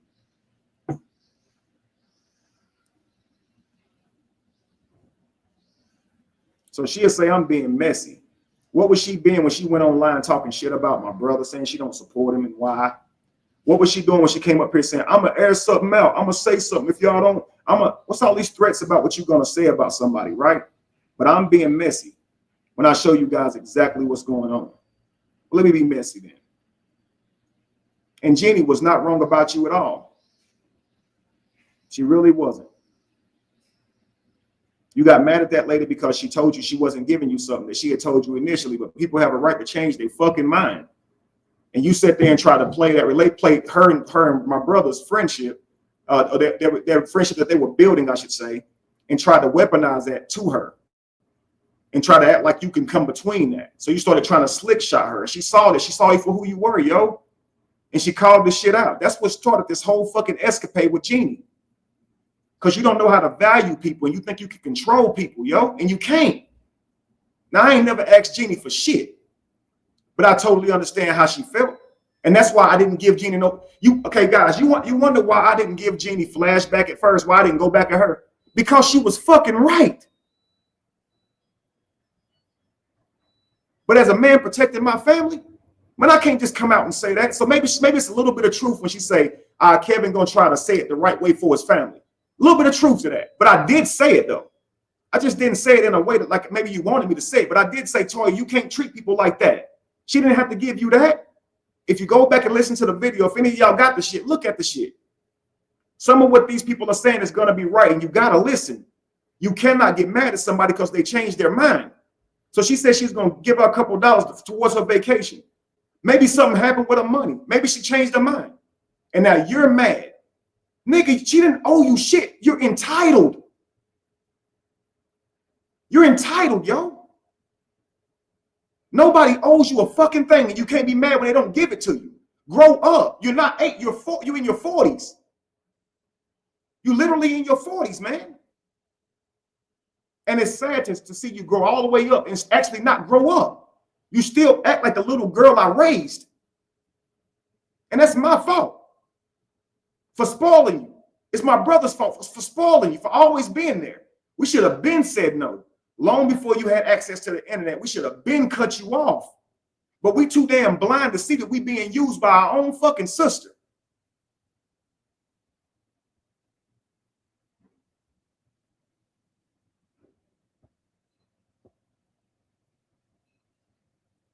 And the only reason I'm not reading you guys' comments is because I know my sister would say this is a jumping of everybody ganging up on us. So I'm not reading anybody's comments. But I know that y'all know in your spirit and your heart, I'm not lying at all. At all. So I couldn't even be a young man at 16 and get my life together on my own. I had her ass right there trying to take care of her too. She right there in the next room. I got to make sure she eat too. But I did it. But I don't get no credit for that. How does that shit come back to bite me? And if I could live all over again, I wouldn't have done it. I'd have said, Toya, you got to find somewhere else to go. Because I was living in the Heights at the time. And if some people would have found out, They had to kick me out because I wasn't supposed to have nobody else living there. I'm 16. I ain't supposed to be living there anyway. But the lady cared enough about my situation that she made me look a little older and let me get one of them damn apartments over there. So I lived on my own since I was 16 years old, y'all. Now, me and my brother lived together when I was 15 years old. Me and my brother lived together when I was 15 years old. But he and my older brother ended up getting an apartment together. I ended up having a child, so I went and got my own apartment. And I allowed Tori to come here and stay with me. At the time, Jamie and I weren't married. We didn't get married until like about a year or so. No, actually, I didn't have Janae yet. Janae wouldn't be born for another 2 years. So I went and got my own crib. My two oldest brothers went and got their own crib, and Tori came and stayed with me. And like I said, it was always something, always something. And if you confront her about it, again, she's going to go to your family members and act like you said something about them and tell it the wrong way, and they'll be calling you. And she does this even to this day.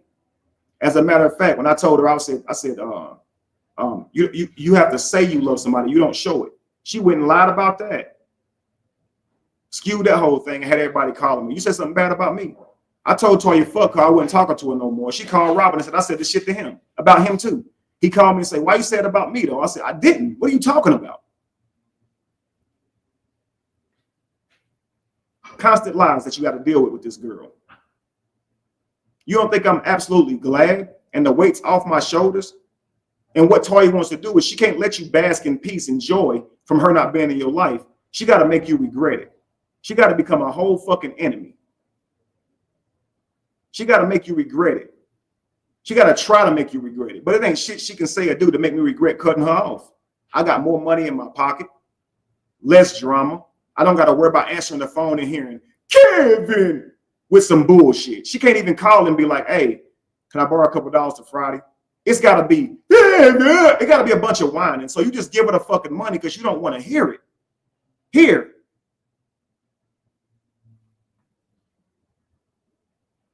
Here, man. I'll pay it back. I'll pay it back. Very rarely will she ever pay you back. And then when the shit comes back around, she'll go, all you ever did was gave me some money. You mean that same money that kept your lights on, that kept the roof over your head? So again, she'll invalidate that.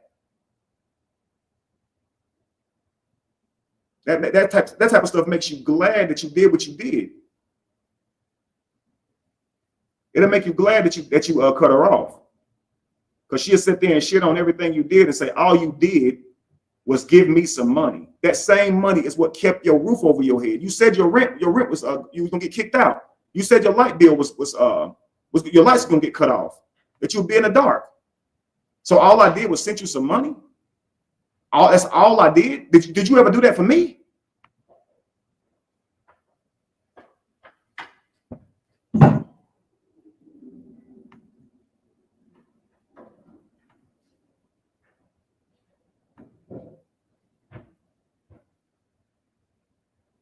See if I can show y'all something real quick.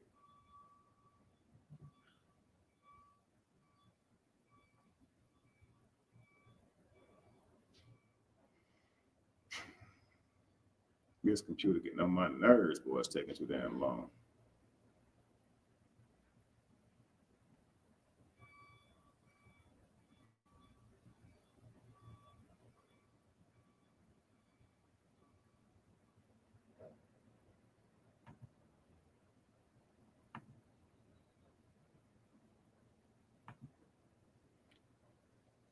My computer appears to be running slow. Can you guys hear me?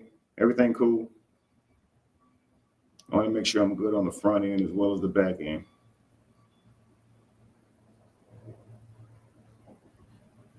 Like all you ever did was gave somebody your hard-earned money. That's all I did. That's a lot. It's my money. It's money I earned for my family, and I'm giving it to you. Come on now. And Obi can run his mouth. All you have to take care of your child for how long? Nigga, I took care of you for how long? Your wife like my daughter. What are you talking about? I don't mind. None of that shit hurting me. You the one cut off at the end of the day.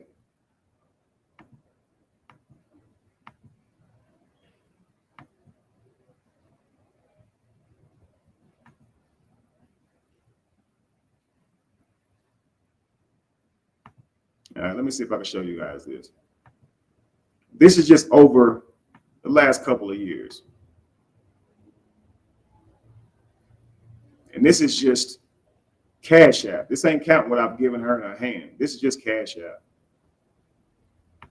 Y'all can see this. If you can't zoom in, watch this, man. Now just read how she asked for it as well. So you seeing all these payments received, payment sent, payment received. She'll pay you back sometimes, very rarely. But let's go.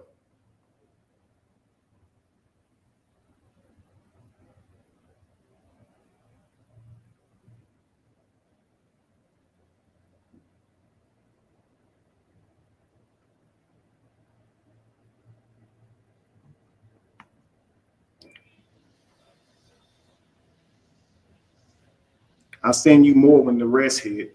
They'll let you know she wasn't sending me at all right there.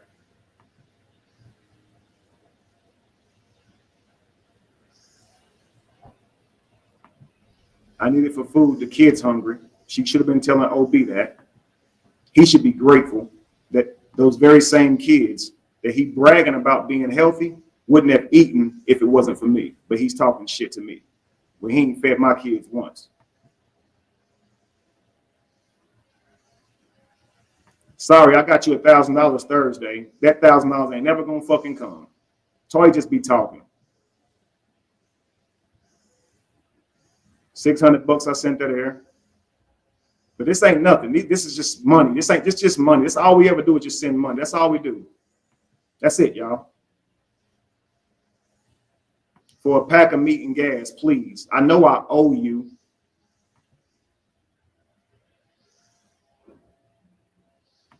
Please, for gas. Now this is constantly.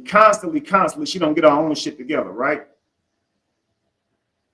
And you know how I said trying to show her love, that when Toya got it, she'd give it.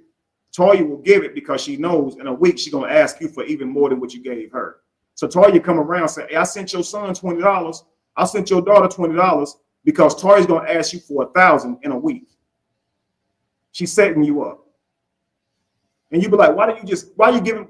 And then you just got to tell her, stop doing it. Stop giving my kids money. And you're not saying it because she's so good. She's so good. You just know that it's a setup coming because you've learned it. So stop giving them money.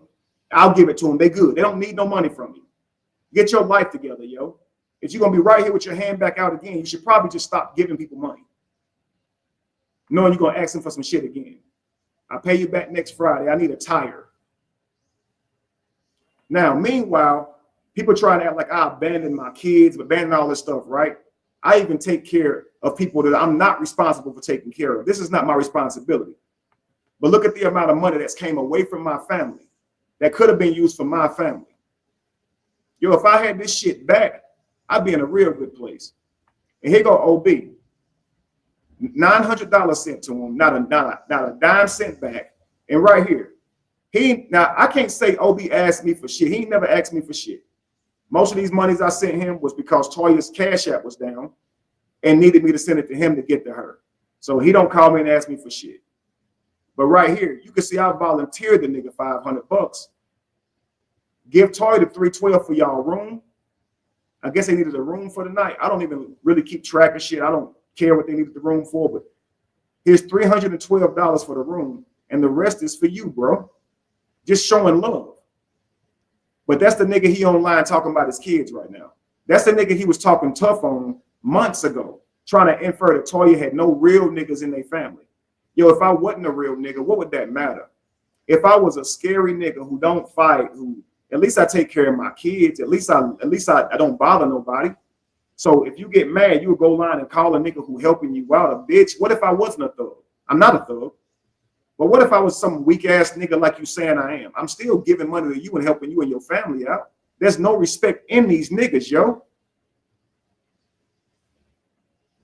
Tough guy talk. Everybody a bitch, everybody. Nigga, So you raising your son to be a gangster or a thug? Smart move. Have fun with that. It's gonna be a whole lot of trouble.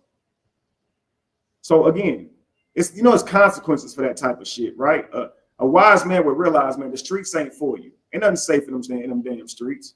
So you bragging about being a thug? You bragging about what? What are you bragging about? So anyway, this is me showing this nigga love. So this is why I can say, nigga, why are you talking tough on me? I ain't did shit to you. What's this tough guy talk about? What do you do? Talk even tougher. And all I said was, I'll be in the city. Show me what you're talking about. He said he would turn the camera on and beat me down in public so everybody could see it. Good luck with that. Good luck with that. Because all I ever do is just, I ain't gonna go there. But look, let's go ahead.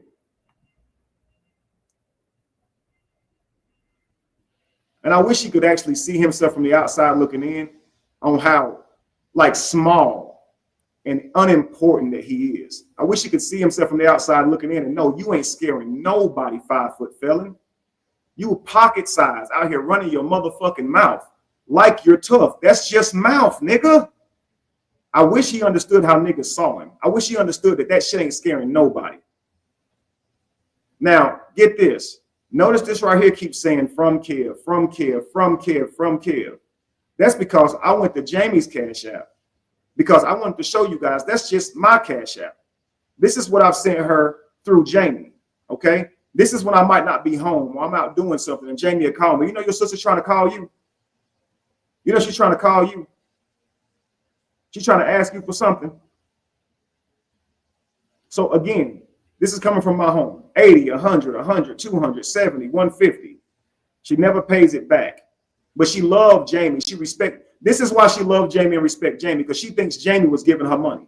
Jamie never gave her a fucking red cent. That's why it says from Kev, from Kev, from Kev, from Kevin, from Kevin. So this is a totally different Cash App. And this is exactly what she's mad about. She's actually mad because she can't get access to none of this no more. And you can't tell me I don't love my sister. You can't tell me that I've never had her fucking back. Now, if somebody got your back like this, you're going to be mad at them because they don't want to argue online with a bunch of losers, which is who she teamed up with now. The very same people who she wanted me to defend her against when they talking about her looks and shit, she wanted me to get on the line for that. I'm a bad brother now if I don't do that. But what am I whenever you ask me for all this shit and I'm giving it to you? And that's not to say I haven't defended her, because I have. She's lying. But this is the full message. $812 I sent. Now, if I'd have sent 312, that's 500 I could have kept, right? But this shit say, for Toya give this is for give Toya 312 for the room. The rest is for you, bro. Why didn't he say, nah, you a lame ass nigga, I don't want shit from you, and send my 500 back? But he's a bitch ass nigga. He's a bitch ass nigga because he will accept something from somebody he don't even fucking like, that he really ain't got shit positive to say about, that he really got a lot of negative thoughts for. And if you rub him the wrong way, them motherfuckers will come out like a bitch screaming, like a motherfucker falling off a building. He gotta scream it. So he'll come out with all this disrespect shit. Really, he thought about you the whole time, right? But he'll take money from you. Just like Callie. They ain't never got no money for shit. So I'm doing all this shit, meanwhile fixing Callie's car, fixing this girl car when it break down at my house, doing all this shit for him. But they want to paint me as a person who use people. Now I help people. I bet Callie don't do none of this shit for his sister. I bet money he don't. So meanwhile, Callie will say, I never heard about his sister. He never talked about them. I never heard about your sisters. You never talked about them. Who sits around and talk about their sisters? Who does that? Hey, I got two sisters. Hey, I got a sister over here and a sister over there. Nigga, we wasn't on no terms to discuss each other's family members. So if you never heard me talk about my sisters, and that means I'm ashamed of them, does that mean you ashamed of your sisters and brothers? Is that what that means? Because I certainly never heard about them. Let's be real.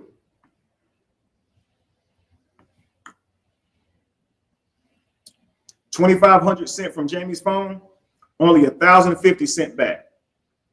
So that's $1,500 that we're in the hole fucking with Toya because she don't pay you back. That's just that one account. That's one. 2,400 sent back, 3,300 sent to her. That's another $1,000. So that's $2,500 fucking with Toya that she don't pay back. But she'll come out here and disrespect the fuck out of you because you don't go online and yell for her and scream for her just like she wants you to. She won't let you be you. She'll say, oh, be a man. I can't control him. Well, you can't control me. You can't make me say it any kind of way that you want me to say it. You can't make me say anything how you want me to say it, but you're mad at me for that though, right? Come on, y'all. You know I'm making sense. Too much fucking sense. So he's a man for handling shit how you tell him not to handle it. You say, don't speak on Kevin's kids. He doing it. But then when after he go ahead and do what you told him not to do, because you say you told him not to do it, you'll get up here and protect him when he do what you asked him not to do and call him a man for it, right? Well, you want me to cuss out somebody on Dawn's panel in a certain way. When I don't do it, I'm a bitch for it, right? Right now, I'm handling this shit how I want to handle it, right? And let me guess, I'll be messy, I'll be a bitch, I'll be lame for this, right? Wasn't you calling me Saucy Santana yesterday? Wasn't you trying to call me gay, knowing I'm not? Wasn't you doing all of that disrespectful ass shit? That's why this is happening right now. The truth is happening right now.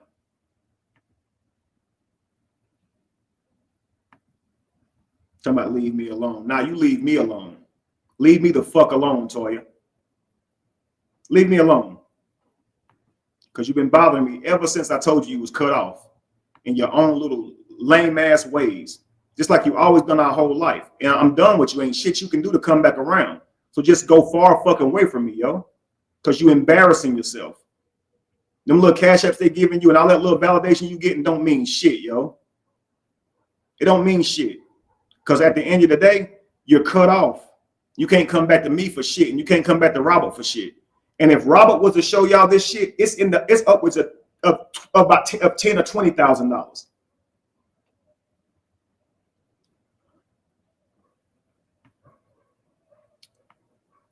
Again, what you're looking at here is someone who constantly always got something they needed.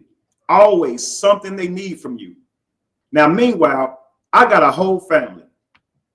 I got a whole family I'm taking care of. And I'm also helping taking care of her family. But I don't get no respect for that. Instead, she'll come out and try to diss my family dynamic. You don't like me being poly? Toya, it has nothing to do with you. That has nothing to do with you. You saying I'm doing Jamie wrong.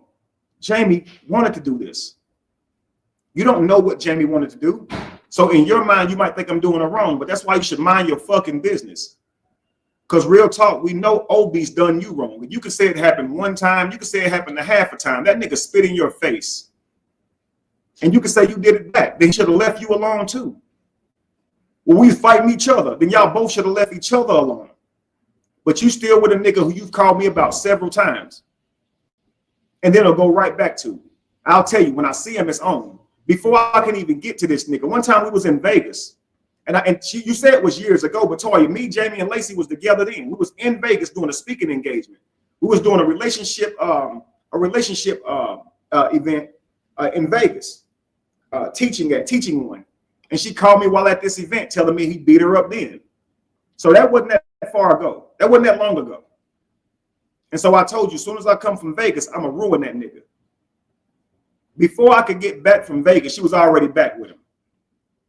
As soon as I went to go see her, right? I said, where he at? She said, in the room. I walked to this nigga room. He continued laying in the fucking bed. He wouldn't even get out the bed. This is a bitch nigga for you. He had no loud mouth that day at all.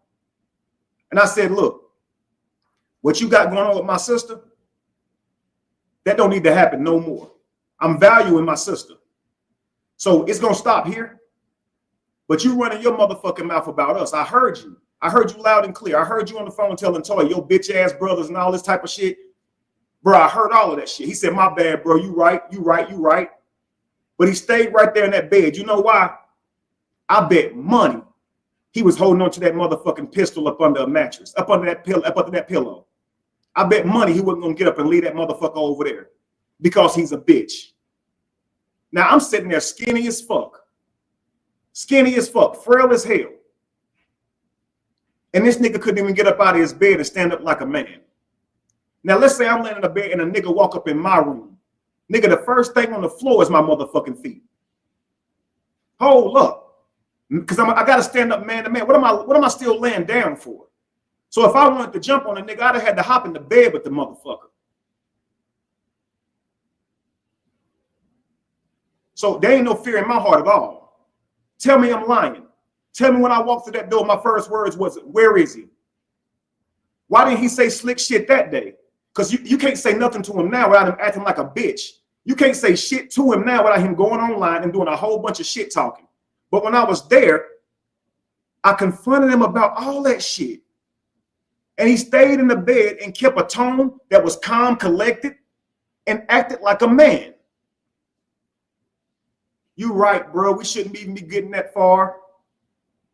I'm telling him, I understand Toya can say some shit and drive you up a wall. I understand Toya would talk shit with the best of them. I understand that. And I would think any relationship she would get in, it would be abusive. Because I can't see any man sitting around and taking how she gonna treat you. I really can't. So we really kind of, I ain't gonna say we understood because we don't believe in hitting women. We know a weak nigga will fight you over shit like that. We know a weak nigga will put his hands on you because he can't maintain his own anger. And sometimes anger get the best of you when you can't control it. And so what a lot of men don't understand is there's strength in self-control, not just what you're capable of. And what a lot of niggas grow up thinking is, when the niggas with no self-control, they think what makes you a man is what you're capable of. They don't understand self-control.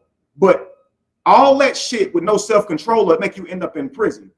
See, Toya's a liar, and she says I only been in one fight. I actually fought all through school, grew up fighting my cousins. I grew up fighting my cousins right in front of them. Every last one of them standing about 6'4", 6'5". But she'll say she never saw me fight, which is wild. You only broke your hand. Yo, that nigga I was fighting was beating everybody's ass. Everybody's ass. That nigga could fight. He got a hard ass fucking head too. But he didn't get a lick in on me that day. And it wasn't because he called me gay. He was talking about my mama. We were cracking. So we getting crack fights and shit on the bus, right? And we're cracking and I'm getting the best of him. He go, yo, mama. I said, yo, my mama dead. He said, I don't give a fuck. I said, all right, I'm gonna knock your ass out when we get off this bus. As soon as we get off this bus. I already knew he could fight. So I need room. I need room. So we're gonna wait till we get off the bus.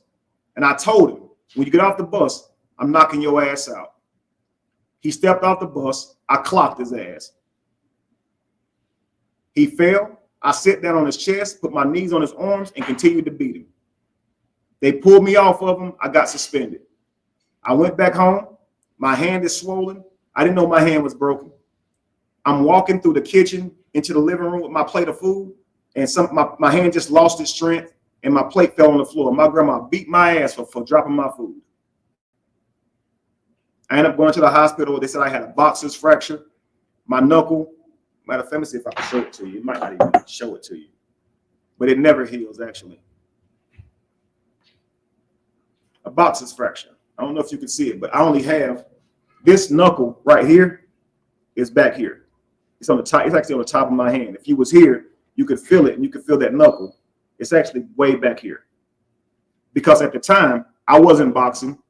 I really didn't know how to punch. I had great punching power, but when I had him down hitting him, right? He's sitting up like he's trying to get up, and I'm punching the top of his head and shit. And I fucked my hand up doing that. Okay, cool. But that's why I was fighting. But she says she only knows about the one fight, right? The one fight. Why? Why lie? Why even lie? I bet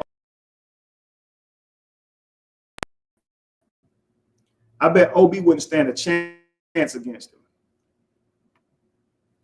You understand? OB wouldn't stand an absolute chance against that nigga. I saw that nigga beat up niggas who was 2 times his size. Everybody in school knew that nigga could fight. His name's Anthony Brown. Everybody knew that nigga could fight. Him and his brother. Troy probably stronger than damn Anthony. He got the right name, Troy. And Anthony the same name as my daddy. These ain't no weak niggas. They're not weak niggas at all. And neither one of them niggas would walk up to Anthony Brown. Neither one of them would. So they can run their mouth all they want to. The one fight that she's saying I was in was with one of the toughest niggas in school. And after that fight, nobody fucked with me after that. Nobody fucked with me after that. And what I learned from that is, oh, I'm a motherfucking monster. And I started beating niggas' ass. It was my go-to move. And I had to learn the hard way. You keep getting suspended. You're going to mess around and fail. You're ruining your reputation. People are not really friends with you. They're just scared of you. And so I stopped being so fucking violent when I got out of school. Because if you continue to be that way, you're going to end up being dead and in jail. Because ain't gonna keep trying to have no fair fight with you, knowing what you're capable of. Shortly after that, I got into boxing. Had a couple fights and was successful there too. So all this pretend shit, like they don't know what I'm capable of. Why was you calling me then? Why was you calling me then? Shit makes no sense. Ain't nothing about me fake, y'all. You guys have saw me. Maybe you haven't saw the videos of me hitting the bag and shit. You can't fake shit like that. I saw a video a while back of Callie hitting the bag. It was the gayest shit I ever saw in my life. And I don't mean in some sexual innuendo or try to talk about his sexuality type shit. I mean, it was the weakest, frailest punches I ever seen in my fucking life. You can tell he's never thrown. You can tell. And that's the nigga with all the mouth. That's the nigga with all the mouth. Ask him to prove it. Have him go hit a heavy bag or some shit and show what he can do. And that's the nigga who said he talking shit to everybody gassing up. These niggas is actually weak ass niggas, y'all, with a lot of mouth. And they keep fucking with people when they gonna write a damn check their ass can't cash. All this, I'm gonna go online and try to piss you off, not realizing you pissing a lot of people off right now. You on here talking about children. You think you hurting me, but you're not hurting me. It's a lot of people with children that they love with all their hearts. And you speaking about conditions and shit like that is rubbing them the wrong way too. And you're gonna become real popular for shit like that. And you're gonna be looking over your motherfucking shoulder for who might see your ass after you talking like that. See, inadvertently, when you trying to hurt me, nigga, you hurting so many different people. You know how many people out here got gay kids, gay brothers, gay sister members? You trying to hurt me by calling my kids gay? But ain't y'all cool with Neo? So what do y'all really think of her? The shit y'all do be so fucking foul that I can't see how anybody could team up with y'all, because you really be showing how you think about them too. Yo, if I had an issue with someone who was gay, what I would be talking to them about is the issue. These things are not insults. They're things that other people try and do to hurt you. You understand? I'm not 8 years old. I'm not a child. Give me 1 second.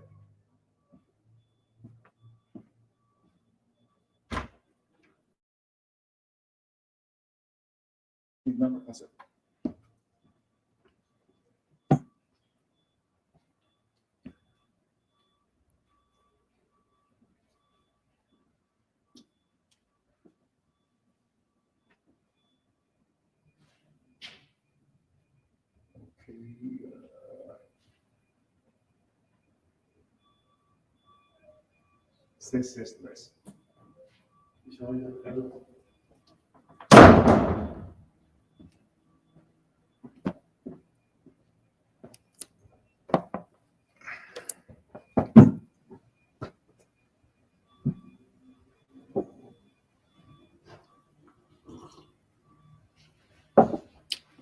So at the end of the day, all this talking tough shit, it's just getting a lot of eyes on them, but they got to look over their own shoulders. And this is why men have to watch their mouths. It's because you make one wrong move. See, the queen can make mistakes, but the king, man, you make one wrong move, you say the wrong thing, you cutting off alliances with so many different people. And if you are a true king, you know that your resources and your success a lot of times is linked to your alliances. Do you understand? So you have to watch what you say. You understand? So just saying whatever you want to say to people, that would make you a foolish king, a foolish leader. And that's exactly what OB is. He's lazy, don't know how to get his own life together, and he's dependent on others as well. And when you cut them off, they bite the hand that fed them and then get mad when the fist closed. So now they got closed fists. Everywhere they look, there's closed fists. And they're mad at them for not giving them what they have through bashing the very people who fucking took care of them. So this is why you don't see me come out saying, Toya, they don't love you, they're using you. Because I know Toya don't love them or give a fuck about them either. So right now, Toya's trying to use Amora. She's trying to use Amora so she can tap into her followers and get money. That's what she's trying to do. She's been trying to do it forever. And so she'll say and do whatever. That's why she'll say, I ain't got no beef with them. I ain't upset about them or for nothing. You know, shit happens. But she can't give her brothers that same respect and say, well, you know, shit do happen. But with all them people, the very same people who she wanted me to protect her against, the same people who got a video that says they can't make $1 without mentioning our name. Toya was talking about Amora when she said it, right? But now she got no smoke for Amora, but smoke for her brothers. For her man to come on here and talk about his wives, his children, when I ain't said shit about her children. And Toya knew that when she said it. That's just Toya's lie, just so she could get on there and talk shit. She make up a lie so she can do that. And she's probably went and told my daddy this lie. I can guarantee you that's what she's done. That's what Toya does. She's a habitual liar, a professional point misser. And if you try to talk to her about anything, it gets substantially worse because she's gonna now do some whole other shit just because you actually just talked to her about some shit. So I'm trying to reason with her. You only are talking about my family. Your children don't know their father. That's dysfunction. I'm there for my children, and you see this every day, and you got something to say about them. I know that hurts you that their fathers are not active in their life. I don't give a fuck if that lame ass nigga right there, looking them eye to eye with his little ass, talking shit about their grandmother, their dead grandmother, rubbing it in their face, spitting in your face in front of them.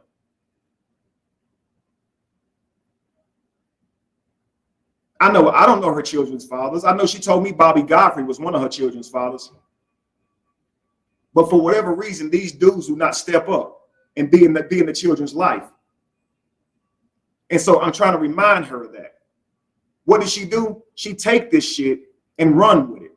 I never said you don't know your children's fathers. I said your children don't. So you understand that. And then you got a man there who's filling a role. So it's like, maybe she's actually not that fucking smart. Maybe she really. You're online talking about a family that's actually all of them together. So you're talking shit about Jamie and Lacey, but all of their children are in the house with their fathers, their actual biological father. They're in the house with them. So you're talking about a family it's not dysfunctional. You just don't like their family dynamic.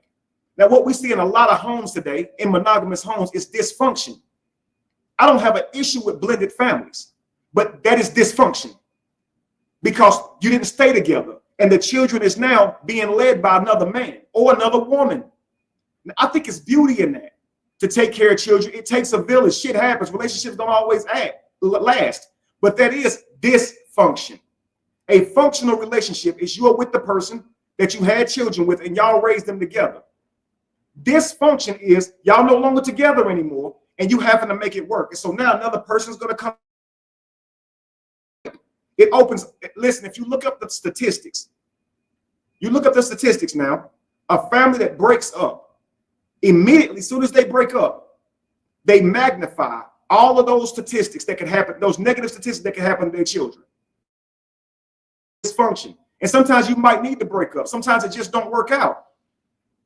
But know when you got a man in your life and he's been there for your children, which is a beautiful thing, it's still dysfunction because those children should be seeing their fathers every day, but they're not.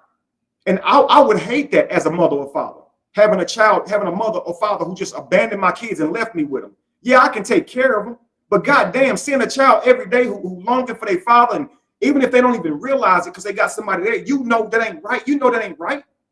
And I ain't speaking on that. Brother, I wish you would get back into the faith. I followed your journey from a pastor to now. I support you as I also lead my family. Do you still study biblical principles? Absolutely, I do. Quranic principles, Bhagavad Gita principles. I'm into all of it now, brother. So really, my foresight and it just grew and expanded to really it's being very accepting of all literature that is spiritual. You see what I'm saying? So I'm just not confined to one religion. But I understand, bro. But I'm still a very faithful brother. I promise you, I am. I just don't tie my beliefs to it. I see it as internal versus external. Just a little difference. But thank you so much for the giving, bro. Appreciate that. $9.99. Those are my numbers right there too. But listen, y'all. What I was trying to get across to my sister was, you do not need to be in platforms that you know is bringing me down, that you know is trying to tear me down, and then you sitting here adding to it. And if that wasn't your intention, maybe you could have called me. Maybe your bitch ass nigga could have shut the fuck up and let you handle it. But see, OB knows what he's doing. He's actually trying to isolate Toya. He's trying to isolate her, and he's doing a successful job of it. So when he comes out and runs his mouth, he knows that shit is going to be unforgivable. He knows that. And what he wants is an all to himself so he can treat her however he want to treat her. And she's going to let him. This broke ass nigga isolate her and fuck up all her connections. Because even when he gone, you still cut the fuck off. And he likes that because that makes him feel like, yeah, she'll keep me around now. She'll be more dependent on me now because she can't run to her brothers because they cut her off. So that's all he's trying to do. He sees this as an opportunity to uproot her from her family, just like they do. And they find real joy in dysfunction. Now, through all we've been through all Toya has done to me, we were still good when this saga began. And most of the way through it, until she flipped and tried to go over to the same side that she knows is fucking wrong. She knows they're wrong. Like right now, she knows Callie wrong for talking about her and Robert the way he was. But she wanted Toya does whatever she wants to do strategically. It's all a chess move. Toya plays like some sensitive person. Toya uses emotion to get over on people. Toya uses emotion to get over on people. Toya ain't really hurt. Toya uses that shit because she knows you have a kind heart towards her. So she'll call you crying and acting all hurt. Somebody said. But notice, she completely over whatever the fuck more of them done said to her. Ain't they the one made up the name 5 foot felon? Ain't they the ones who was on her ass calling her all them fucking names? Doing that first? Now it's all good. Now she's so hurt by what everybody else doing. That's how Toya play. Toya will get up here and act like, y'all can't talk about my looks, but she'll literally talk about y'all's. Yo, I literally say, yo, please don't talk about my sister's look. I know she's sitting here acting like an asshole right now, but don't go in on her. Don't talk about her looks, y'all, because that's insulting my ancestors. But that's my ancestors all over her face. So when people talk about it, like, I don't like seeing that, so I ask people not to, and a lot of y'all try to, but Toya makes that shit impossible because she starts talking about y'all looks. So how can you fucking not? How can you not? People ain't gonna sit there and let you talk about their looks. They don't talk about yours.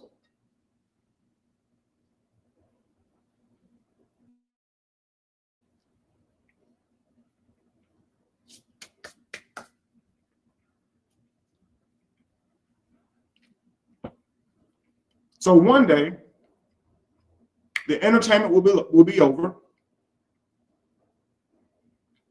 There'll be no more cash apps. And that's when it'll truly set in what Toya has done. to her. That's when she'll truly get what she has done. You've disrespected people who love you dearly, who will literally do anything for you, even cut their own family short. So if I'm wrong for anything, Toya, it's giving you monies over the course of years when I should have been dedicating that to my own tribe, because they would never do me like you're doing me. They would never hop in chats and disrespect me like you're doing me. And then when I get upset about it, disrespect me even more. They would never weaponize their partner against me and have that bitch nigga with a bitch mama out, your nieces and nephews. And then they would never lie on me and say I'm talking about their kids and I didn't.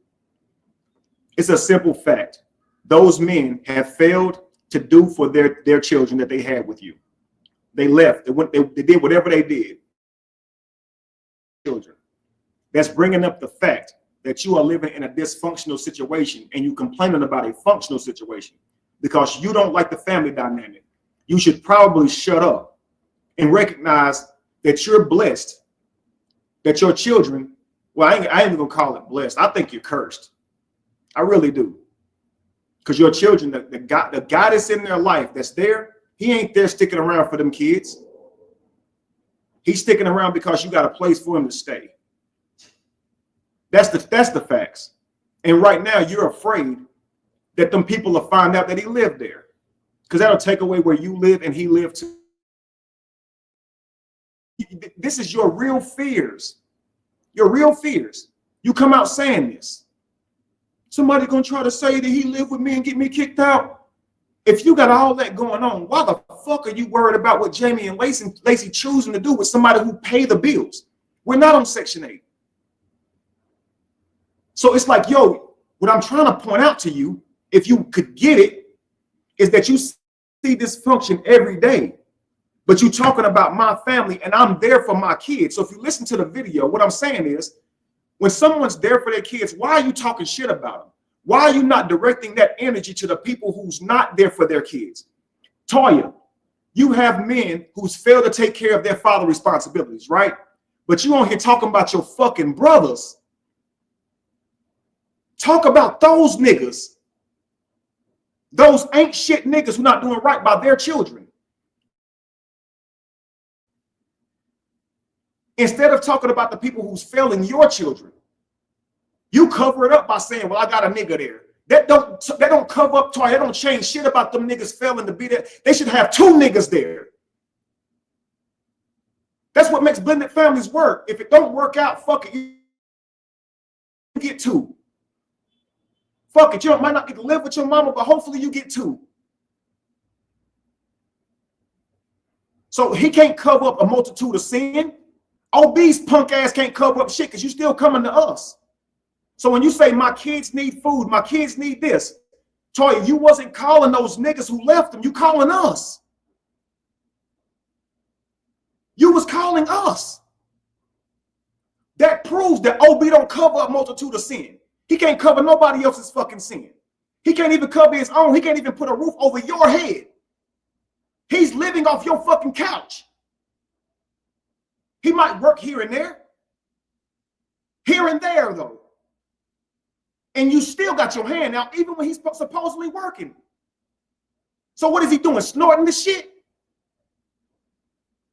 You shouldn't even be fucking with weed, to be honest with you.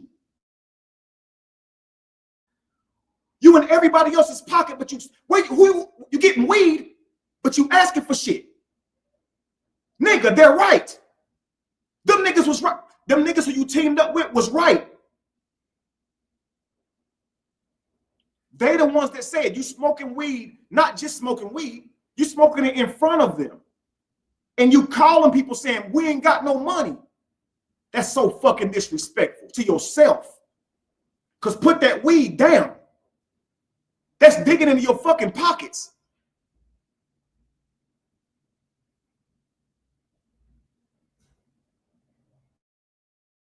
Smoked in a hot minute because I got shit to do. As much as I love it, as much as it makes me feel good, get my brain thinking, make my body feel good, help with my stomach and digestion, I ain't touched it because I got shit to do. And grown make those type of decisions. You have yet to make them. You actually live like you think soon as you fall, somebody else will give it to me, or I'll be all right. I can just call Robert or Kevin. I can just get it from somewhere else. That's how you live, which shows you dependent, you codependent, and you will not get your life together.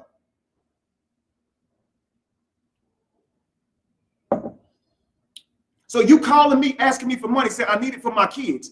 Your kids, why are you saying this? Because OB ain't got it. Right.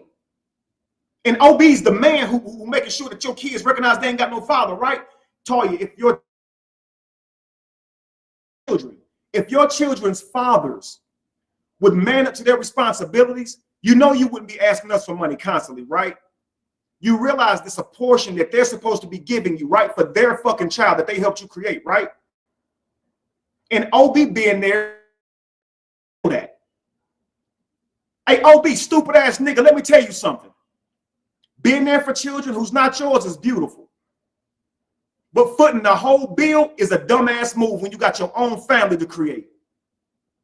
You actually shouldn't have to be end all be all. Those men should still be there.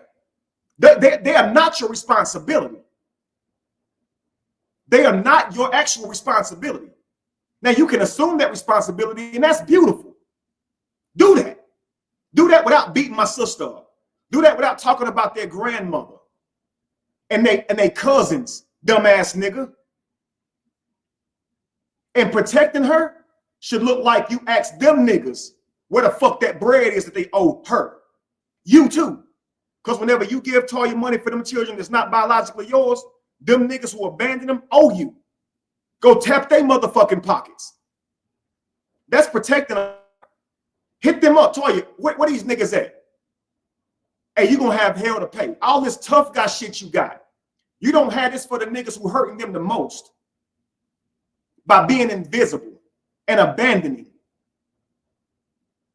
We got a daddy. And I would have liked to have more from my daddy than I got from him. That's how much I loved him. He was a superhero to me. And he's always had a job. He ain't never lived on Section 8. He's never lived off a woman. He's always took care of the woman he was with and her kids. I'm mad about that. That's what I was mad about as a child. We don't get to live with him. He raising their kids. They get to live with him. But you know how that shit felt for us to see that, right? You know how that felt for us not to have our father in our life like we wanted. So you know your children gonna feel the same way. So OB could be going to them niggas saying, hey, over here with these kids and got needs, y'all help to create. You help to create them. Hey, yo, let's come together on this shit. What can you do?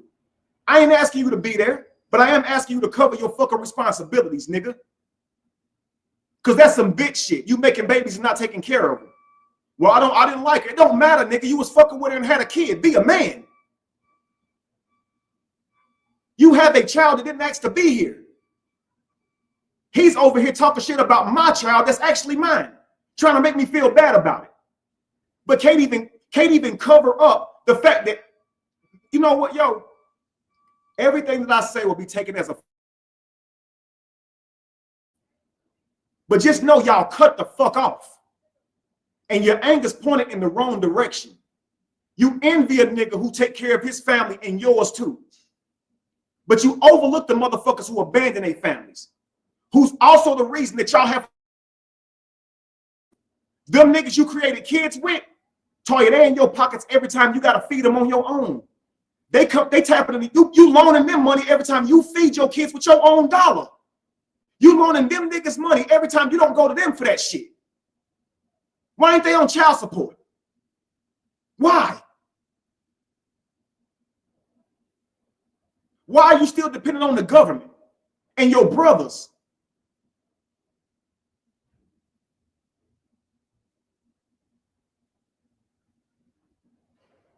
So OB out here talking real fucking tough, calling another fucking deadbeat Callie a real man. This nigga talking about his daughter and how he don't take care of her. Callie kicked this motherfucking son out. His son live in bumfuck Egypt, way away from Callie. And he asking why my sons with me, they on their way. Where your sons at?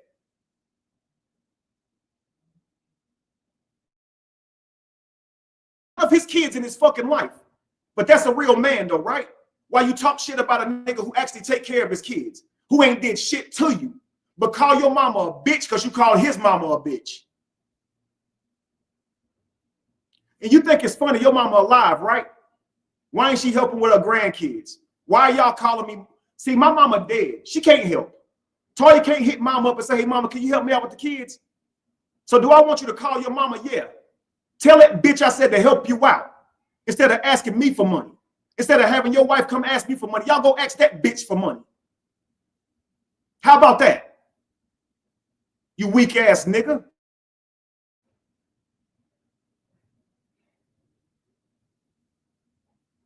Maggots eating my mama, but your mama still walking this earth and she more blessed for it, right? Well, how come I don't see no residuals coming to your kids, nigga? But I'm helping take care of them. I'm convinced I done more for them over the years than yours. They practically my motherfucking kids. What are you talking about? And Toya, you's a goddamn liar talking about you took care of my kids when I was working for Dwight for 6 months. My kids was with me at Dwight's. I had my own apartment, Toya. I'm working security. I can do that from my apartment. All the buttons are over there. Callie knows that too. What he did is he got jealous. He got jealous of our friendship because I guess that nigga was gay. I guess Callie fucking gay. And when he saw me living over there and saw how the setup was, he knew I was at work. He know I'm working. He see my women over there with me. He want to go tell lies because he felt like those lies would destroy me and Dwight's friendship, and it didn't work. So what did he do? Go on a tear in for years trying to destroy our friendship, and it never worked. You don't believe that gay shit. This nigga said that the damn mirror told him. The mirror told him that I was on some evil shit, some rapey shit. Everybody at that house has told this nigga nothing like that was happening. And them niggas can't fucking stand me. And they told him nothing like that's happened. They even told him they've never saw Dwight do nothing gay.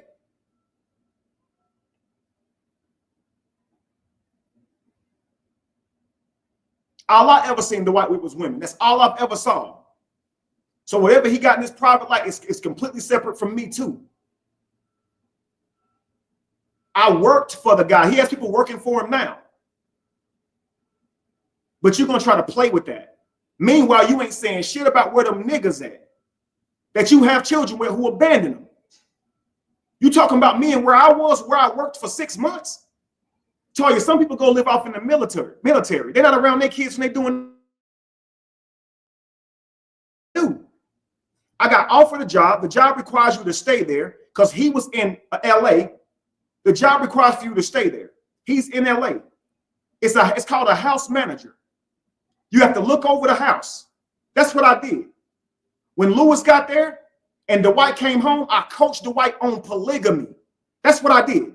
Dwight's baby mothers was living there with him. Ain't no way y'all gonna try to make like I'm motherfucking gay. Ain't shit about me gay. The way I do my relationship inspires many men on how to be better, and they want to see how to treat their wives to be better, whether it's monogamous or polygamous. I know how to listen. I know how to understand, and that's the only way to make relationships work. So people value my opinion for that. So Dwight valued my opinion for that, and I was there for him for that. Tried to be. He's so good when niggas don't want to take it. So anybody looking at this shit, what they're gonna see is, even though they gas you up, tar you, blow smoke up your ass, they love to do that. What they're gonna say is, God damn. So Kevin was sending her all of that, and she threw up, man. Now, guys, let me ask y'all something real talk, because Toya needs some fucking perspective. Toya would try to spin it like me and Robert never done nothing for her, and we're bad brothers. Have y'all brothers sent y'all that much money? Now, mind you, I got 4 children and a grandbaby who live with me, and I've still sent Toya that much money. Have y'all brothers sent y'all that much money? Do y'all go to y'all brothers that much with y'all hands? Let's be real. Do y'all go to y'all own brothers with the hands out? Have your fathers even given y'all that much money since y'all been grown? I'm just going to wait. I want to see what y'all say. Because Toya dumbass think that we supposed to be doing this. Toya think that we have to give her what's ours. Like our own families ain't already been created, and our responsibility is to. So Shonda said no. So Shonda, you said your daddy, your own daddy, who if anybody gonna do it, your daddy would, right?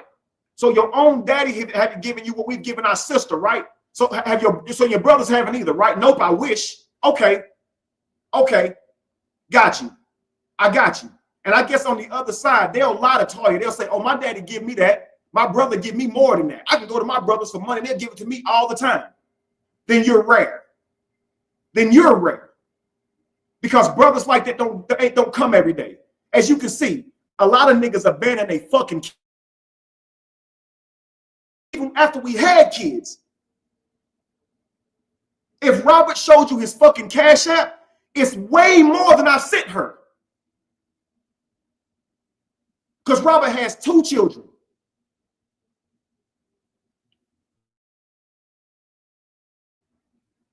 And Robert don't make her pay him back at all. I be needing my shit back. I be telling Toya, large amounts of money, I need that shit back.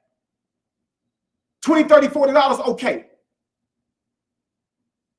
But large amounts of money, I'm going to give it back, I promise. I'm going to give it back. Don't ever, that's disrespectful right there.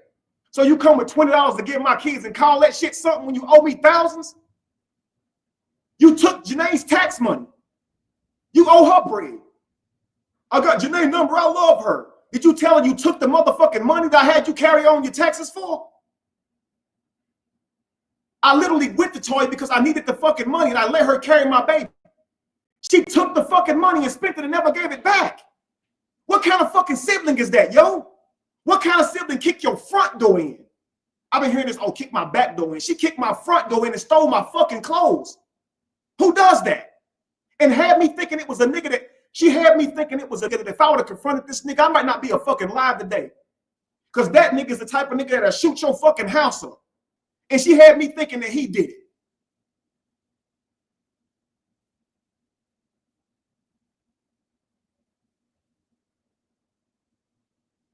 What kind of shit is that? Toya ain't got no fucking love in her heart for her brothers. Look how she treat them right now. Robert done nothing to her for her to come out here and speak on him like she did. Go liking his ex-wife stuff, knowing what they going through. She always meddling and doing stupid shit. And then when you call on her, she try to act innocent. Well, I was just telling her. What? She's always trying to misfucking understand what you're saying.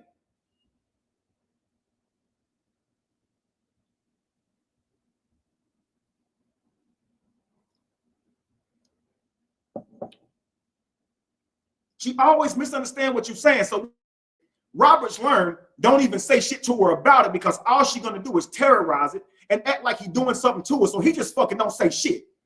And she probably the one who made him so good at ignoring motherfuckers. Because when a motherfucker wants to terrorize you, anything you say back to try to draw understanding, they're going to weaponize. And I think he get that shit. I'm the one that's too fucking stubborn to get it. So what my sister could have done when she heard me say that she was in a chat saying about side chicks and shit, she could have said, damn, I didn't realize he's going to take it like that. Let me call my brother and straighten that out. Let me straighten my hand. Or let me go on live and straighten my hand. Hey, bro, I said that, but I know we ain't on the up and up, but I can't let you think that. And I'm sorry. I'm sorry for how that looked. And I'm not going to fuck with them no more. I'm not going to be up in there no more. But she'll draw nigher to them. She'll draw closer to them. She'll draw close.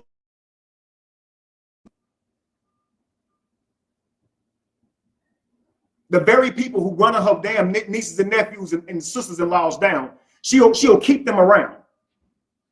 Meanwhile, I've separated myself. And she knows I had. They even make fun of that. Amber didn't hit you up. Why should Amber have hit me up? When I cut Amber off without a word. All it took for Toya was to say, yeah, I want you to leave her alone. I said, okay, and I got down. Amber should have been highly offended. She shouldn't have hit me up. She should have been like, damn, nigga. So I spoke up and asked, where was she to protect you? And so everything she did was to try to turn us against each other. She targeted me because she knew I wasn't going to let her talk shit. And then when I spoke up, she wanted that to be an attack and disrespect towards you and tell you you can't be friends with me no more. Amber saw right through that shit. And for me to let that shit work just because of loyalty to my sister, like, I knew what Toya was doing. My mama and my daddy and my duty. I didn't speak to Amber no more. Amber's a kind soul for even fucking with me to this day. Because I did leave her hanging after she had my back. She was the one putting her neck out there for me. She didn't have to say a fucking word. She could have watched them in that chat, call me a pedophile, and just been like, damn, that's fucked up. But no, she went on her platform to try and stop it. Yo, where Toya at? So Amber must have love in her heart for me because she didn't want to see me be treated like that. And here I am going to do it like that. And I did that for Toya. But she'll never say.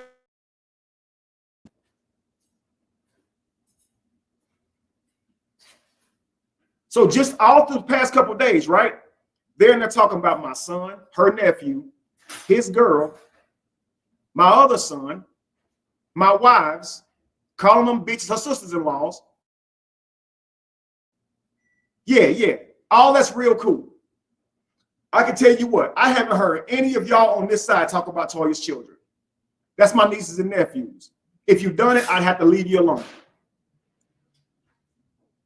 Because it's inappropriate. It's irrelevant. It's not necessary. She's done enough for you to just call out the actions. Why the fuck are we talking about kids? That's her bitch ass nigga's way of carrying himself. Let her bitch ass nigga carrying himself like the bitch that raised him. Y'all wasn't raised by bitches. So don't act like bitches. Don't act like weak ass bitches who insult innocent children because you mad. I said nothing about at all. I said that shit to the woman who called my sons gay. If my son's gay, your son gay. And her lying ass even tried to get up there and act like I was talking to Toya. After she heard the shit in real time and acted shocked. As soon as I said, well, if my son's gay, your son's gay, she go, oh, shocked. Motherfucker, you just said it to me, you dumbass bitch.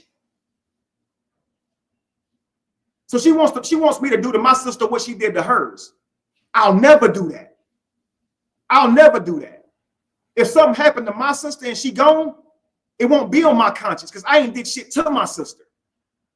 Whatever the fuck y'all had going on, you can't relive that through my sister. And you think somebody who got an issue had issues with their sister when she passed on, you would think she'd know better than getting involved in somebody else's shit. So I know my mama turning in her grave and her sister fucking turning in hers. Because I know her sister in her grave. We got in an argument. I died during that time and you never could make it right. And you sitting here trying to tear somebody else's family apart? Damn. You should have took the other route and been a healer and said, damn, I know what it's like when siblings go at it. Let me try to mend this. Instead, you try to add fuel to the fucking fire and try to tell my sister, convince her that I was talking about her kid when I said that to you, you dummy. I know your motherfucking eyes is blurry, but I thought your ears worked fucking good.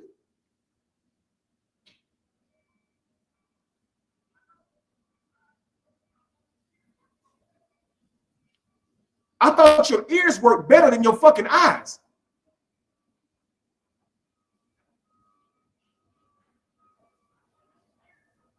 Yeah, she's literally on live hearing me say, if my son's gay, your son gay. And said, oh, he talking about me. The next day, guys, she goes up on her community board and tries to infer that I call Toya's son gay. That young man is like 5 or 6 years old. Why would I say that? And she gonna pretend to believe it, knowing she know the fucking truth. Just so she can try and attack my wives, call them bitches. All that talking, Toya, you still cut the fuck off. Now, you can win the social media game. You can have the most people in your chat, get the most views, get the most validation for your bullshit, and get the most cash outs for your bullshit. You can have that fight. I don't give a fuck about that. Y'all can weaponize social media to make your money like a talentless motherfucker, even though you have talent. Both of you do. OB got it coming out of his fucking ears, but he'll make his songs about me, rapping on me, instead of rapping about shit a million people would want to hear, and then making some real bread from it. If you hear the nigga rap, his cadence is up there near the top, near the best you will ever hear. But this nigga sitting here doing all this damn tough talk online instead of doing that shit. Now, they got talent. Both of them do. I don't lie. I don't have a reason to lie. There's no reason to lie. I know who I am. So even I'm not even pissed, but even if I was pissed, I wouldn't sit there and talk shit to him at all. Get the fuck out of my chat, Toya. Get the fuck out of my chat. Brokey, but mad because don't nobody give you shit. Get the fuck out of my chat. You're banned. You're banned from that too. Damn, I banned Mob Deuce. Undo that. Hang on. Bring Mob Deuce back. Toya's banned. How you bring somebody back, y'all?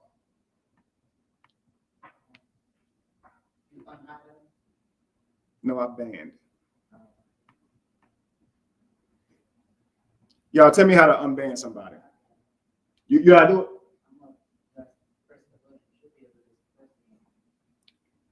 It just grayed her out for me. Yeah, I brought Toya out the bushes because the fucking truth hurts. You act like I'm mad. You might not be mad because you're not dealing with me and Robert because you don't give a fuck about either one of us, but you mad about that fucking money you was getting. And that's why you coming on damn social media trying to tear us down and get money from us. And get money from them because you can't get it from us. Yeah. Broke mentality. A broke fucking mentality would rather depend on the fucking system. And an ain't shit nigga while an ain't shit nigga is depending on you.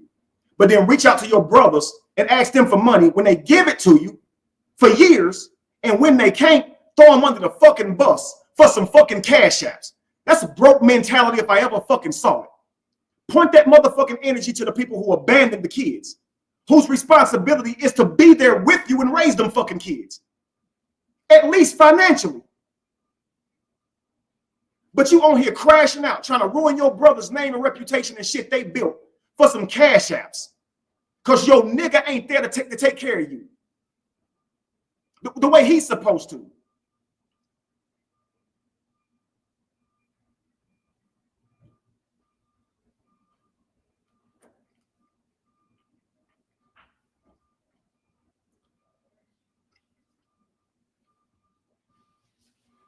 So the only way you can get money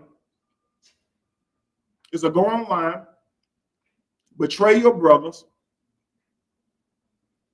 and I bet money, give her some time, she'll be on here talking about her damn daddy too. Give her some time. She'll be up on this motherfucker running down her own daddy. Let him tell her no. She'll be doing the same shit to him too. You watch and see it. You watch and see it. She get up here running her fucking mouth every day in an attempt to act like a victim to get cash outs from whoever will give them to you. She couldn't get them from Robert supporters, so she became Robert supporters' enemies because she knows that they'll do anything to get an extra gang member, even send you cash apps. And it's cool for them because they get what they wanted. And I actually appreciate them. You see, let me tell you a story. Quick story. Now, I won't tell you the story. I'll tell you the moral of it. Not everybody who shit on you is your enemy. And not everybody who pull you out of it is your friend. Watch this shit. They said there was a bird, right? A bird that was singing, happy, till it got frozen, right? It got frozen. Baby bird got frozen. And what happened is a cow came by and shit on the baby bird. But the shit warmed the bird up. So he would have died, but the shit helped him thaw out. So the bird starts singing again, right? Happy that he was thawing out. And what happened is a cat heard the bird singing and went and ate the bird. The moral of the story is not everybody who shit on you is your enemy, and not everybody who pull you out is your friend. And be careful about singing whenever you think you're in a good place, talking loud about what you're doing and where you at, because not everybody wants to hear that shit. Moral of the story, here's what happens. Those people are shitting on me by sending my sister cash apps to get her to crash out on me and my brother. They're shitting on me, which is warming me up. They're warming me up. Toya feels like they're pulling her out of shit because they're sending her money when she needs it. They're sending her money, cash apps, but they actually don't give a fuck about you. They're really killing you. They really are. They killing your connections, your resources, and everything that you tied to, Toya. So yeah, they're giving you money, but those actually the ones that's helping you. I mean, that's actually the ones that's helping you destroy your family. They actually the ones that hate you. They don't like you, Toya. Just like they don't like us. But you know that, but you're gonna get the bread from them, which I'm cool with that because they get broken.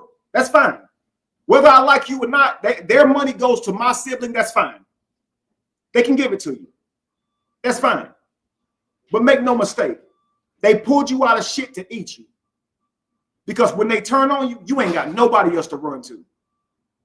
So you think it's cool because they pulling you out of shit. I think it's evil because they dumping shit on me. But meanwhile, what they did is expose you. You're a weak link. You're a weak ass individual who all you do is use people. There ain't no real love in your heart at all. You weaponize other people's love for survival. Can I have this? Can I have that? You try to weaponize Jeannie, but see, your claws wasn't in deep enough. And she saw you early fucking on. She saw you early on. Try to turn on her, try to start talking slick about her online. To try to make her give you this money. Appreciate that, Creed. So yeah, they throwing shit on me. They in your comments talking shit, sending you money. But they separated me from somebody who's been digging in my pockets for years. Without them, you'd have had access to me for life. You'd have had access to Robert for life. Thank y'all. Hey, LaTruth haters.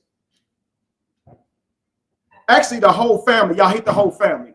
I really appreciate what y'all have done. Y'all have exposed somebody who I loved very much, who I would have been there with and for the foreseeable future. You exposed her and her bitch ass nigga. Y'all was right about what y'all was saying. Not everything y'all say is wrong, apparently. I appreciate that. I really do. There you have it. That's all you'll get from me. Their hate for me set me free. Toya, you cut the fuck off. You can't come back to us for shit. It's a wrap. And that's what you're mad about. That's why you on there talking shit about Lacey, calling people Down syndrome when you mad at them, trying to call them slow, knowing your son, and then knowing what's going on with your nephew. That's why you're doing that shit. Because you're trying to get under people's skins who close their motherfucking hands now. That's what happened when you bite the hand that feeds you. They hands closed, Toya, and they forever fucking closed. And you can say you don't care all you want to. I believe you. I believe you. But guess what? I don't just not care. I'm glad. All that shit you did, Toya, it was hurtful because I love you. But guess what you did? You helped me realize the truth that not even Jamie told me. Jamie never even said, baby, this girl using you, because that wasn't her place. She never once said it. She saw how often you came to me every week, every month. It's something. That shows that you're using somebody. That shows you're taking advantage of them. The fact that you keep coming back to the same motherfucker. I need this, I need that. Toya, that's proof you're taking advantage of their kindness. Because why are you still buying weed and alcohol and coke for that nigga to sniff up his fucking nose? If you're going to go with your hands out to your brothers and stuff again, that's straight up using somebody.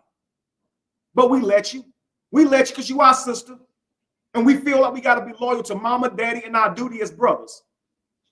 We are our sister's keeper.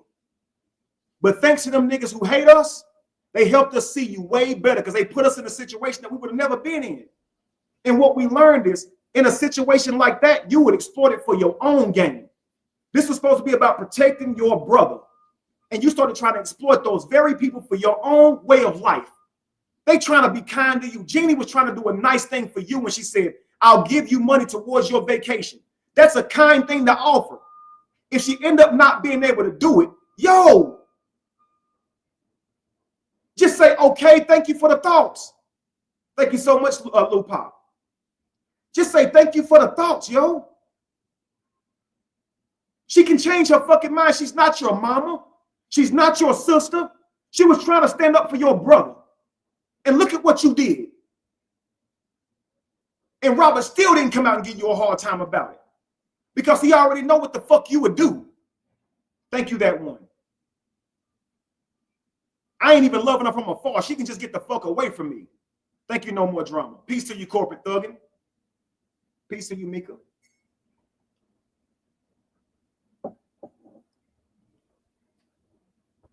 I ain't even got no insults for Jeannie because Jeannie was fucking right. Jeannie saw straight through that shit. Toya tried to damn turn on Jeannie and turn people against Jeannie by trying to make it seem like Jeannie is a person who'll go against her fucking word. That ain't going against your word when you change your mind about giving somebody something that they never gave you. She got every right. What's she supposed to do? She gonna obligate herself to what she promised you no matter what her situation is? Well, I promised Toya this, so I got to know. That's the first person you call and say, hey, look, I'm not going to be able to do it. That's the responsible thing. She ain't got to give you that, Toya. And Toya should have stood up like a woman and said, you know what, I was wrong for that. But no, she didn't. She let that shit trickle downhill fast to the point that where Jeannie became an enemy. Toya started that shit. Toya kicked that shit off. And Robert not knowing about it, Jeannie thought Robert was trying to take Toya's side, but Robert just obligated to damn not saying shit. But the conversations me and Robert had on the back end was like, God damn, Toya fuck up anything. Robert, like, I wish I could fucking confront that shit. Robert didn't like that shit either. Nobody liked that shit. Because you have to be a fool to not see that Toya was wrong right there. Thank you so much, Kiera. Thank you, I'm chosen. And thank you, Nina, if I didn't say it, love. You'd have to be a fucking fool and blind as fucking Ray Charles and Stevie Wonder put together to not see that Toya was wrong for what she did to Jeannie. She thought Jeannie meant she was a fucking genie in a bottle and she's supposed to grant all her fucking wishes.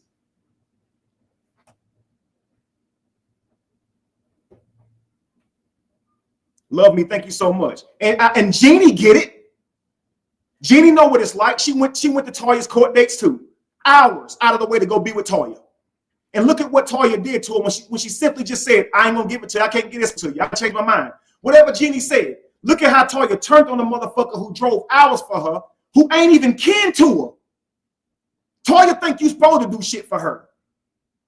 That's why nobody should give a shit. It'll actually help her grow up. Now you on your own. Get it for your fucking self, and you will find out that if you plant a seed, that shit'll grow for you too. And quit trying to tap into everybody else's fruit that they done grew from their trees. Their money come from their hard work and labor. It's not yours, Toya. And if somebody drive from across the state to see you and help you, you should value that, especially if they're not your sibling. But Toya don't give a fuck about what you do for her.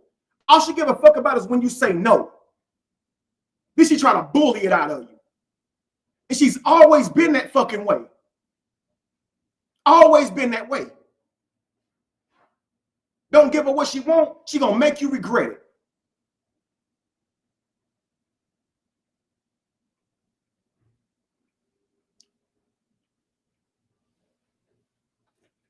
I told Daddy, she run a motherfucking mouth, I'm gonna get up there and run mine.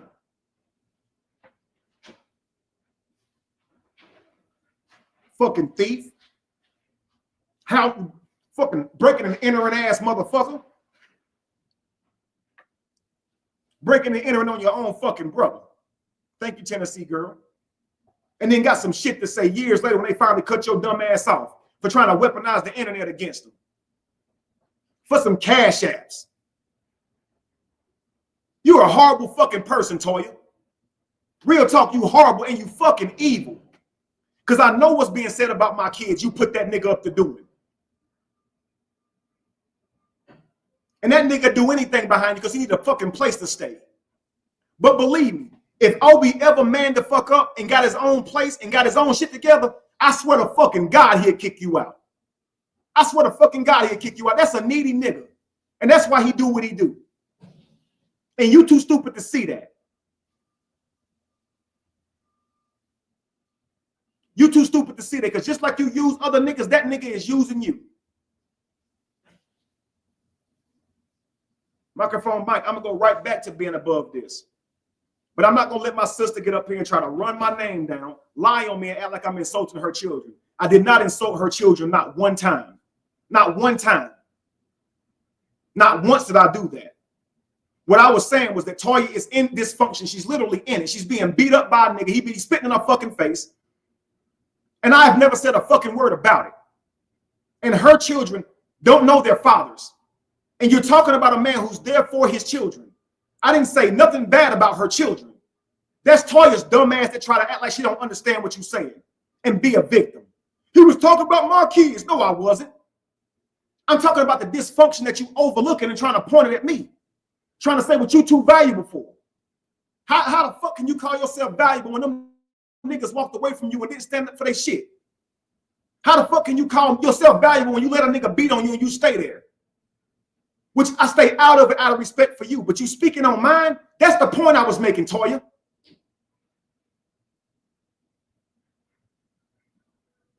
But you're too fucking stupid to listen for yourself and think for yourself with a critical mind, but you swear you're smart. You swear you got it all together, but you don't. You don't. We are not your daddies. Robert's not your daddy, and neither am I.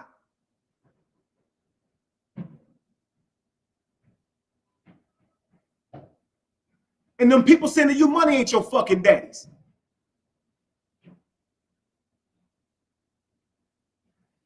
So if my girl was spitting on me, abusing me, I swear to fucking God, I wouldn't speak on nobody else's situation. What we're practicing is polygamy. That existed longer than monogamy. If you don't like it, that's on you. But trying to make my wives feel like they being used or undervalued, nigga, it's a nigga sleeping on your motherfucking couch who do not help you with bills. Meanwhile, you on Section fucking 8. You ain't even got no fucking bills. I came all the way to Columbia for the cost of living, for the food, for the air, for the opportunity to be able to build what I'm trying to build a lot faster because things are cheaper here. I didn't try to use the government to live free, Toya. You can't talk shit to me. I'm somebody who you never could be, who it would take you years to become if you was to start fucking trying. You'd have to take care of your own family and have enough overflow to take care of somebody else's before you could ever come for me.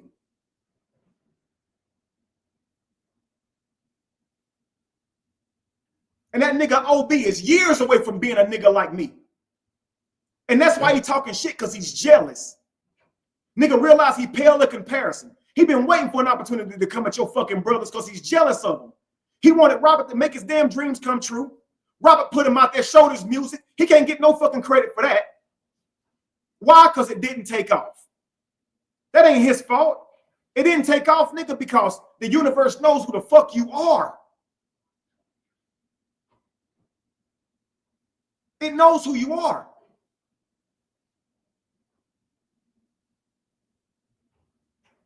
You sitting here mad at other people because shit don't work out and you think you can go online and destroy them. You can't destroy nobody with your words. You're only destroying yourself. I'm just straightening your ass out, you fucking liar. All you do is fucking lie. Ain't nobody said shit about your kids, Toya, and I've done nothing to you. So stop trying to play the victim, and Robert's done nothing to you. All we've ever done is try to help you, where other people should have been the ones doing their part. So your baby father should have been helping with their children they help you create. You shouldn't even have to depend on OB for that. OB should be there to be there for them children in spirit. He shouldn't have to be there for them financially. It's not his job. Those are not his kids. To do it is a good thing, but that's not his responsibility. It's those niggas' responsibility. Biologically, it's their responsibility. But you're coming to us for money. But you ungrateful. Thank you, twin girl. Thank you, dreamy girl. If I had a situation like that, let's say Jamie would have abandoned my kids. Let's say Toya give them anything she can. I reach out to her. I'd be so thankful for that. Because I would know I had a damn deadbeat as a mother. And my sister, man, she really plays a mother role. I respect them forever. I respect her forever.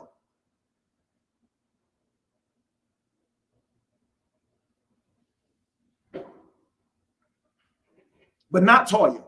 Toya become entitled and think you gotta do that shit. Lacey said nothing to her, but she calling them bitches. Yo, call them niggas bitches who abandoned their kids, Toya. What's their names? Put it in the fucking universe.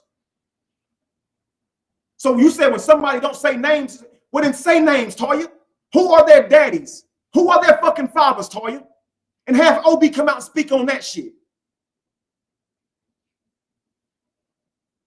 Because while you pretend y'all got it covered, you actually don't. You're actually depending on niggas for cash apps right now. That's why you're running us down. And I ain't asked for a single one. This whole time I haven't. Thank you, Leela. I appreciate it. Anything anybody do, I understand that's your own shit. You don't got to do a fucking thing. And I've been saying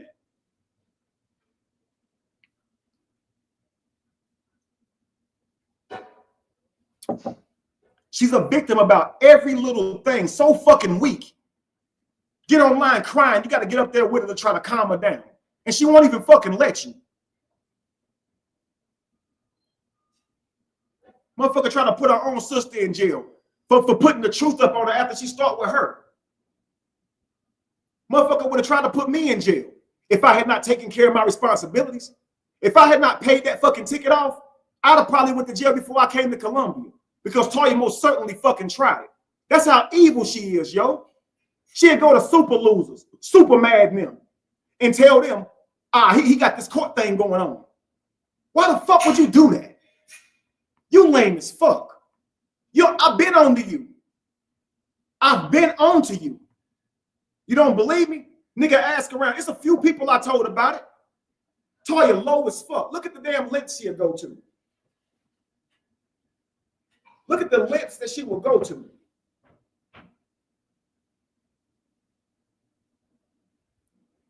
Now, words is one thing. They can get on here and talk loud, right? But talk is cheap, and here's why. Because actions speak louder than words. Right here. Actions speak louder than words. Look at this shit. Can I please have, can I borrow? My kids need gas. I need a pack of meat. My kids need this. My kids need this. Why wasn't those messages going to them niggas who left their kids?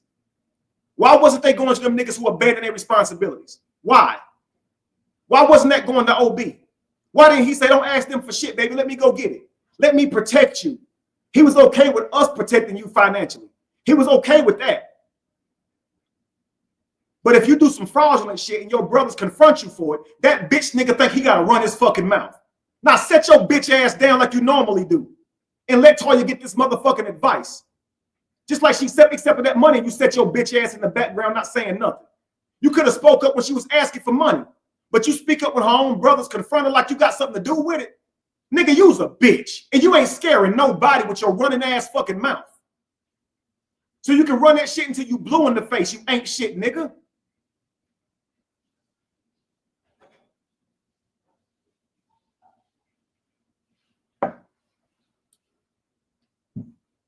Look at that. Remember that 500 I sent you? That's what real men do. We don't talk, we be about it. 500 ain't easy to come by, and it damn sure ain't easy to give up. I didn't say that was a loan. I just said it was for you. But look at the shit you saying to me, nigga. You a weak ass nigga, bro. Weak ass nigga.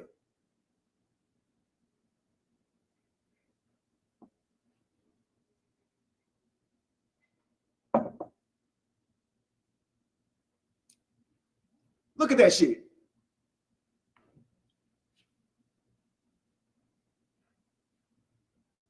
And that's been what you get from Toya.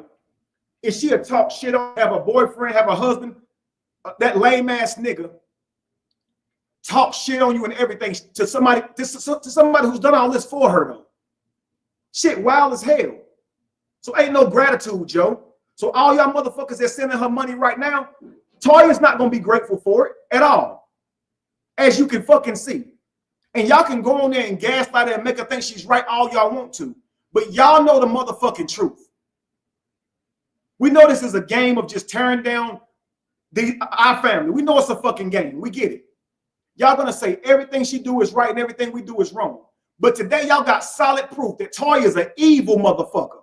An evil motherfucker. And whether y'all be cool with her or not, let me tell y'all something. Y'all won. Y'all successfully separated. Y'all successfully separated my fucking family. Yeah. Y'all did that shit. And that was your fucking goal and you did it. Y'all shit happen. And you're good at it. Because y'all managed to do enough and say enough to have this motherfucker crash out on her own brothers and burn. Bite the hand that feed them. And when the fist closed, now she out here trying to terrorize and use y'all for cash apps. And y'all gave her just enough money to let her know, we got you, Toya.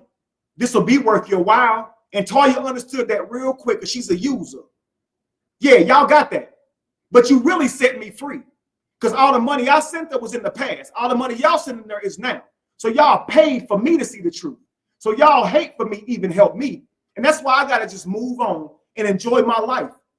Because anybody who y'all can turn against me, you would have to be doing me a favor because that would mean they wasn't for me anyway. Because no amount of money y'all could have gave me would have turned me against my motherfucking family. No amount of money. And Amora know that. She know that me and Robert are not mentally weak. And that's why she's still trying this day to break us the fuck. And you can never do it. Ever. You can never do it. And me saying your name a couple of times on this live is the most attention you will ever get from me this day forward.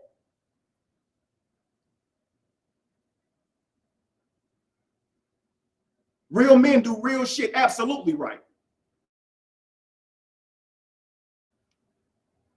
And somebody sent me the video of her saying, somebody wants some of 10-10 copying me. Motherfucker can't even not use my fucking words. Pretend like she don't watch me, but to get on her live and repeat me and shit. Motherfucker really, she really does look up to me. She really is motivated by me. But you won. I no longer have a sister. I no longer have a baby sister, thanks to y'all. Y'all won. Y'all took that from me. And I love that girl. I love her like my own fucking daughter. But sometimes things need to fucking happen. Now, all that energy I was giving her and that bitch ass nigga she with, I can give it to my children. More money for them. More money for me. See how much quicker that worked? That money I gave her, that shit multiply real quick over here. And I know in a year's time, in a month's time, that's another damn $10,000, $20,000 in the bank just because I'm not connected to Toya ass. Because if you get some money, she think you're supposed to give her something. That's why she's so mad at Robert. You had all that money coming through. All of that money you didn't give me. Ain't nobody got to give you shit.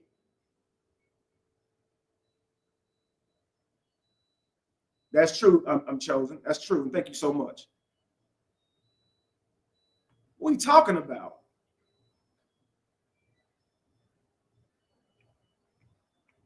Put my cash up in there in case somebody want to bless me. They not blessing you, stupid. They cursing you. Them $5, $10, $15, $20 are separating you from somebody who was giving you thousands. Call it a blessing if you want to. At the end of the day, our life goes on without you in our fucking pockets. Your life goes on without being able to get into our fucking pockets. Heard all you want to about that. But we know the real truth. Every time you're fucking broke, you're going to be reminded, damn, I could have just called my brothers if I ain't been such a lame-ass weak-ass motherfucker. I could have called my brothers. Every time you go to OB like, hey, we need this, and he ain't got it, you're going to be looking at this nigga saying, damn, nigga, you talked all that shit to my family, and they fucking cut me off because I couldn't keep you in check, but you ain't even got the fucking money I needed from you either. And then you're going to go to the truth haters, and they're going to be tired of your same bullshit stories, Toya. And once they got what they want, they no longer need to pay you. And when they stop paying you, that's going to be the funniest shit in the fucking world. Because they're going to show you how weak you fucking was. And that shit might happen in the next couple of days. They might just be like, yo, we're done with you. Carry the fuck on. And I can see Amora doing it. I can see her saying, yeah, nigga, we done. We got what we wanted, nigga. We proved you was weak as fuck. We proved that shit. And I owe you one, Amora. I owe you one. Real shit. Thank you. Thank you for showing me who she really was. I would have never saw it. Something about where your ass done been, you could tell a motherfucker when you see one. I appreciate that. I really do. Because I remember you been on here talking about Jay's mama, saying she was a user too. So I guess you know that shit when you see it, right? Cool. I got it. Cool. You got good eyes for shit like that. You saw my sister was like that. I didn't even want to see it. Let a year or two go by. God damn, she proved it. She proved it. She proved that shit, didn't she, y'all? Really started out and say something. Kept posting lies, indicating, like, I'm gonna come out and say something about my brother. Here's why I don't support my brother. Here's why. Robert never did nothing to her. Neither did I. Neither did I. Now, the very people who they was complaining about, the very people who made them calls on them, they try to team up with for some cash apps. The fuck, man? What the fuck, man?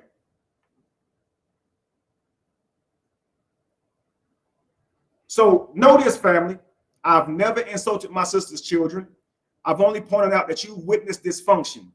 And I know there's a pain there because you want your children to have their real fathers in their life. Even if you're not with those men, you want them to be able to call their actual daddies. And they're not. They can't do that. And with that going on in your life, which I've never spoken on, you would try to speak on somebody else's decision, some grown people's decision to become a family together.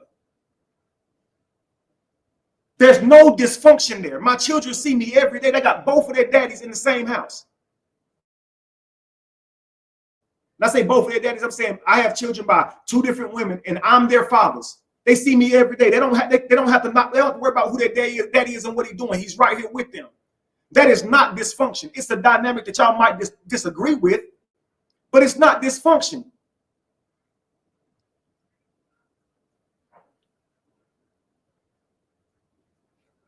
And if my family was so bad, why are you asking for money from us? And why are you staying at my fucking house? You too, OB. Why the fuck you didn't just go get a hotel room if you didn't agree with my lifestyle? But you wait till you get mad to say a whole bunch of bitch ass nigga shit. Weak ass nigga. I wouldn't accept money from nobody I don't agree with. I wouldn't accept money from nobody I don't like. All y'all motherfuckers do is take. And you can't prove that you give shit. Show your motherfucking cash out. And this nigga lying out like he gave me some motherfucking money. Stop lying. I'm clearly giving your ass money. Clearly.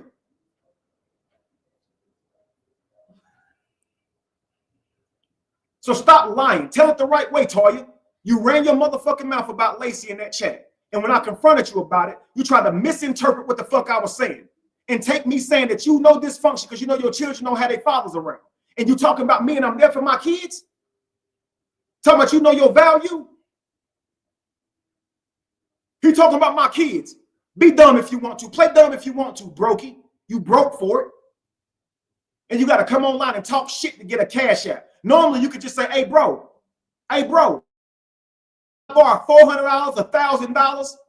Nigga, you could never come on here and get that from none of them motherfuckers. And if you could, it's funny on their part for going broke for you. And I swear to fucking God, when they turn on your ass, I'm going to be laughing. Silently. I'm rolling and fucking laughing. Because you're using them, just like you tried to use Jeannie. So when they cut your ass off, both of y'all got what the fuck y'all wanted. Do not complain. Both of y'all got what y'all wanted. They wanted to see you make shit burn. And you did it. You wanted some cash apps and you got it. They've already paid for what you've done. So if they don't want to give you another motherfucking dime, it was money well earned and money well spent because it helped me see the fucking light. And I don't have to give you another motherfucking dime. Be mad if you want to about that. Be mad if you want to. And OB can talk. But guess what he can't do? Fucking bills. He can talk real quick. He can talk real good. But he can't pay the motherfucking bills. He can talk about my child that I can take care of. But guess what he can't do? Take care of them children that he claiming. Are you going and begging for him online from motherfuckers who actually hate you? And he there for that shit. So he can talk all he wants to. Doing is what real men can't do. See, niggas talk all day. Lame niggas talk all day. But what lame niggas can't do is do shit. They can't do shit. So Cali's still in that same ass apartment he was in years ago. How many places I done lived in? So they say I done went to 3 places since I've been here. So I done lived in 3 places. Just in the last how long? And this nigga still in the same fucking place. And we was enjoying ourselves, going and looking at different products. They try to act like that's doing something wrong to them. So getting to go and stay in nice ass Airbnbs and touring cities and seeing how amazing they are, that's something wrong, ain't it? That's wrong, huh? Niggas sound stupid as fuck. Meanwhile, got a whole list of problems at their own fucking house and can't cover. And it ain't nothing that happened outside of their control. Me and Lacey love Samik. It ain't nothing we wouldn't do for him. You niggas bragging because you have healthy children that you have to go to somebody else to fucking feed. Nigga, the joke on y'all. Now go figure out how to make life happen for yourself with your bum asses. Because our fist closed. You got a closed fist now. Because I got the wake-up call. Y'all evil, yo. Evil as fuck to do anything for the moment. For some. When a nigga ain't got it, they eat out of the fucking trash. So I don't even blame you. I get it. That's what proves how fucking low life y'all are. Y'all need it so fucking bad that y'all act like that. The Bible even say, it ain't a sin for a man to that. If a man's children is hungry and he walking there and steal a pack of meat, that ain't sin to God because you're trying to feed somebody. What is that saying? That when you're at your lowest, you would do your worst. You would do your lowest. So you know they're very low. You know their money is fucking low as hell. And they wondering how they gonna make shit happen. And they strongly dependent on the motherfucking cash apps because they're going so low to get it. See how that shit works? Yo, when I got ready to move here, when I was demonetized, I never went live and said, I'm demonetized, help me out. I never did. Even though I would have a right to do that to my following because they support or they watch what I do. So I would go to my following and say, hey, listen, guys, I need your help. If you still want my content, I'll give you this content in place of this. Whatever you want, I'll do. But I need you. But I didn't do that. I wrote books like a grown-ass man would. My income, my monetization stopped. I started writing books. I know my intellect is good, and instead of putting it online where I'm not being compensated, I put it in books, and guess what? They'll sell forever. When a real man fall down, he plant a seed that'll grow a tree tall as the motherfucking sky. But when a fake ass motherfucker fall down, he don't plant no seed. His motherfucker laying on the ground and still reaching up for help. Nigga, the ground is what feeds you. Plant seeds, niggas.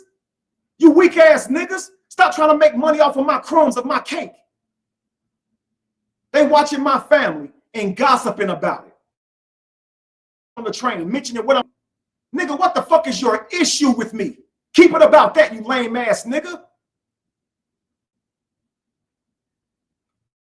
So they see I'm making cake. They see I'm planting seeds. And here they go.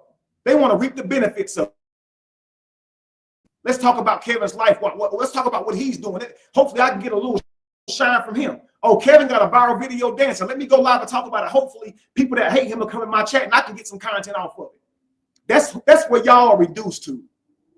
And I'm going to leave you right where the fuck you are, eating off my crumbs. You can have them because I'm a giver. I'm a giver. You can have them.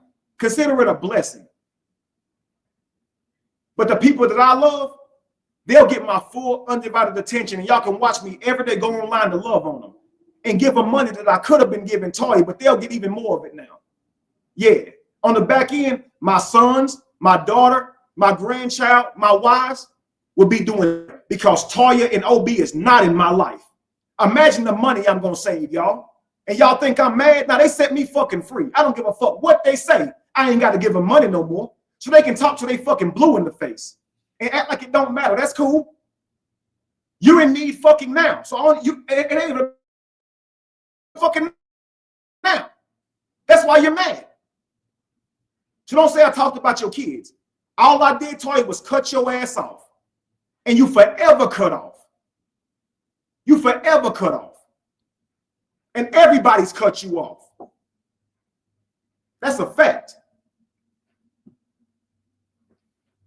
So go live and talk. I hope you get cash apps. I hope they ass cut you the fuck off and say you're done. You're done. You're done. Because Amora gonna realize, damn, all that shit could be coming to me. What's the fucking point of y'all giving her money now when we got what the fuck we wanted? Why the fuck would I let you into my game and you sitting here getting money that I could be getting? The fuck, what the fuck? I got what I want from you, nigga. You're done. Bye. You're done. She owes you fucking nothing. Cause she knows them motherfucking ass whoopings. But the shit she said don't affect me. It affects your ass. I'm done getting mad at what niggas say. Fuck what they talking about. And fuck what they think about me.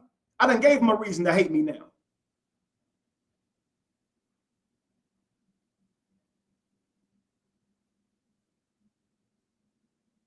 So what she'll do, she'll gas out. Then she'll get online, start putting posts up about God and shit like this. Is what Toya gonna do. Get up there, start posting about God. God, please help me to be granted with understanding and things I can't control. And blah, blah, blah, blah, blah, blah.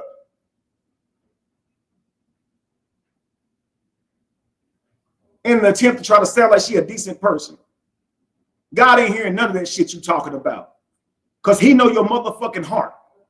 If that God exists, he knows your fucking heart. So Amora even knew your motherfucking heart. And she exposed it.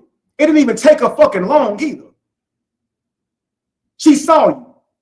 She saw you and said she liked cash apps. Yeah, she easy to fucking, she easy to get. Easy, super easy.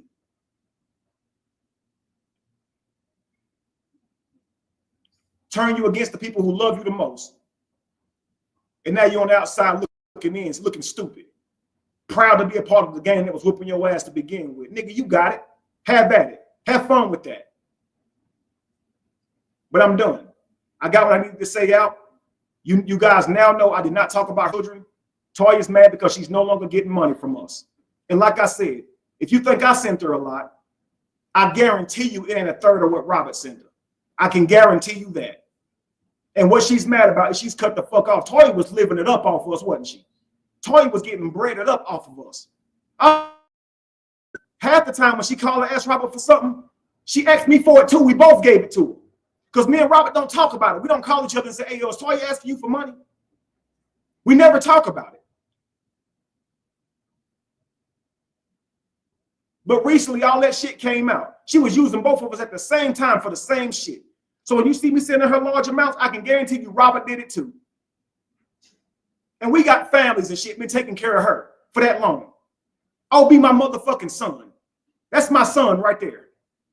You're the rare nigga. You're the fucking Pokemon I've been taking care of for years, bitch nigga. And that's a... Because even though it ain't your cash apps, we know it's you who making her beg.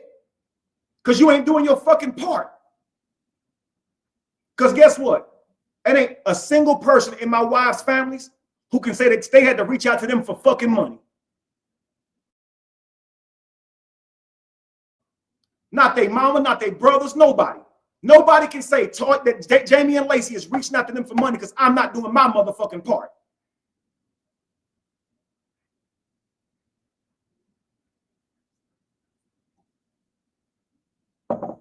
Yeah, I could have carried on motherfucking taxes. Acting like fucking 8-year-olds on here talking about people's kids and shit and lying.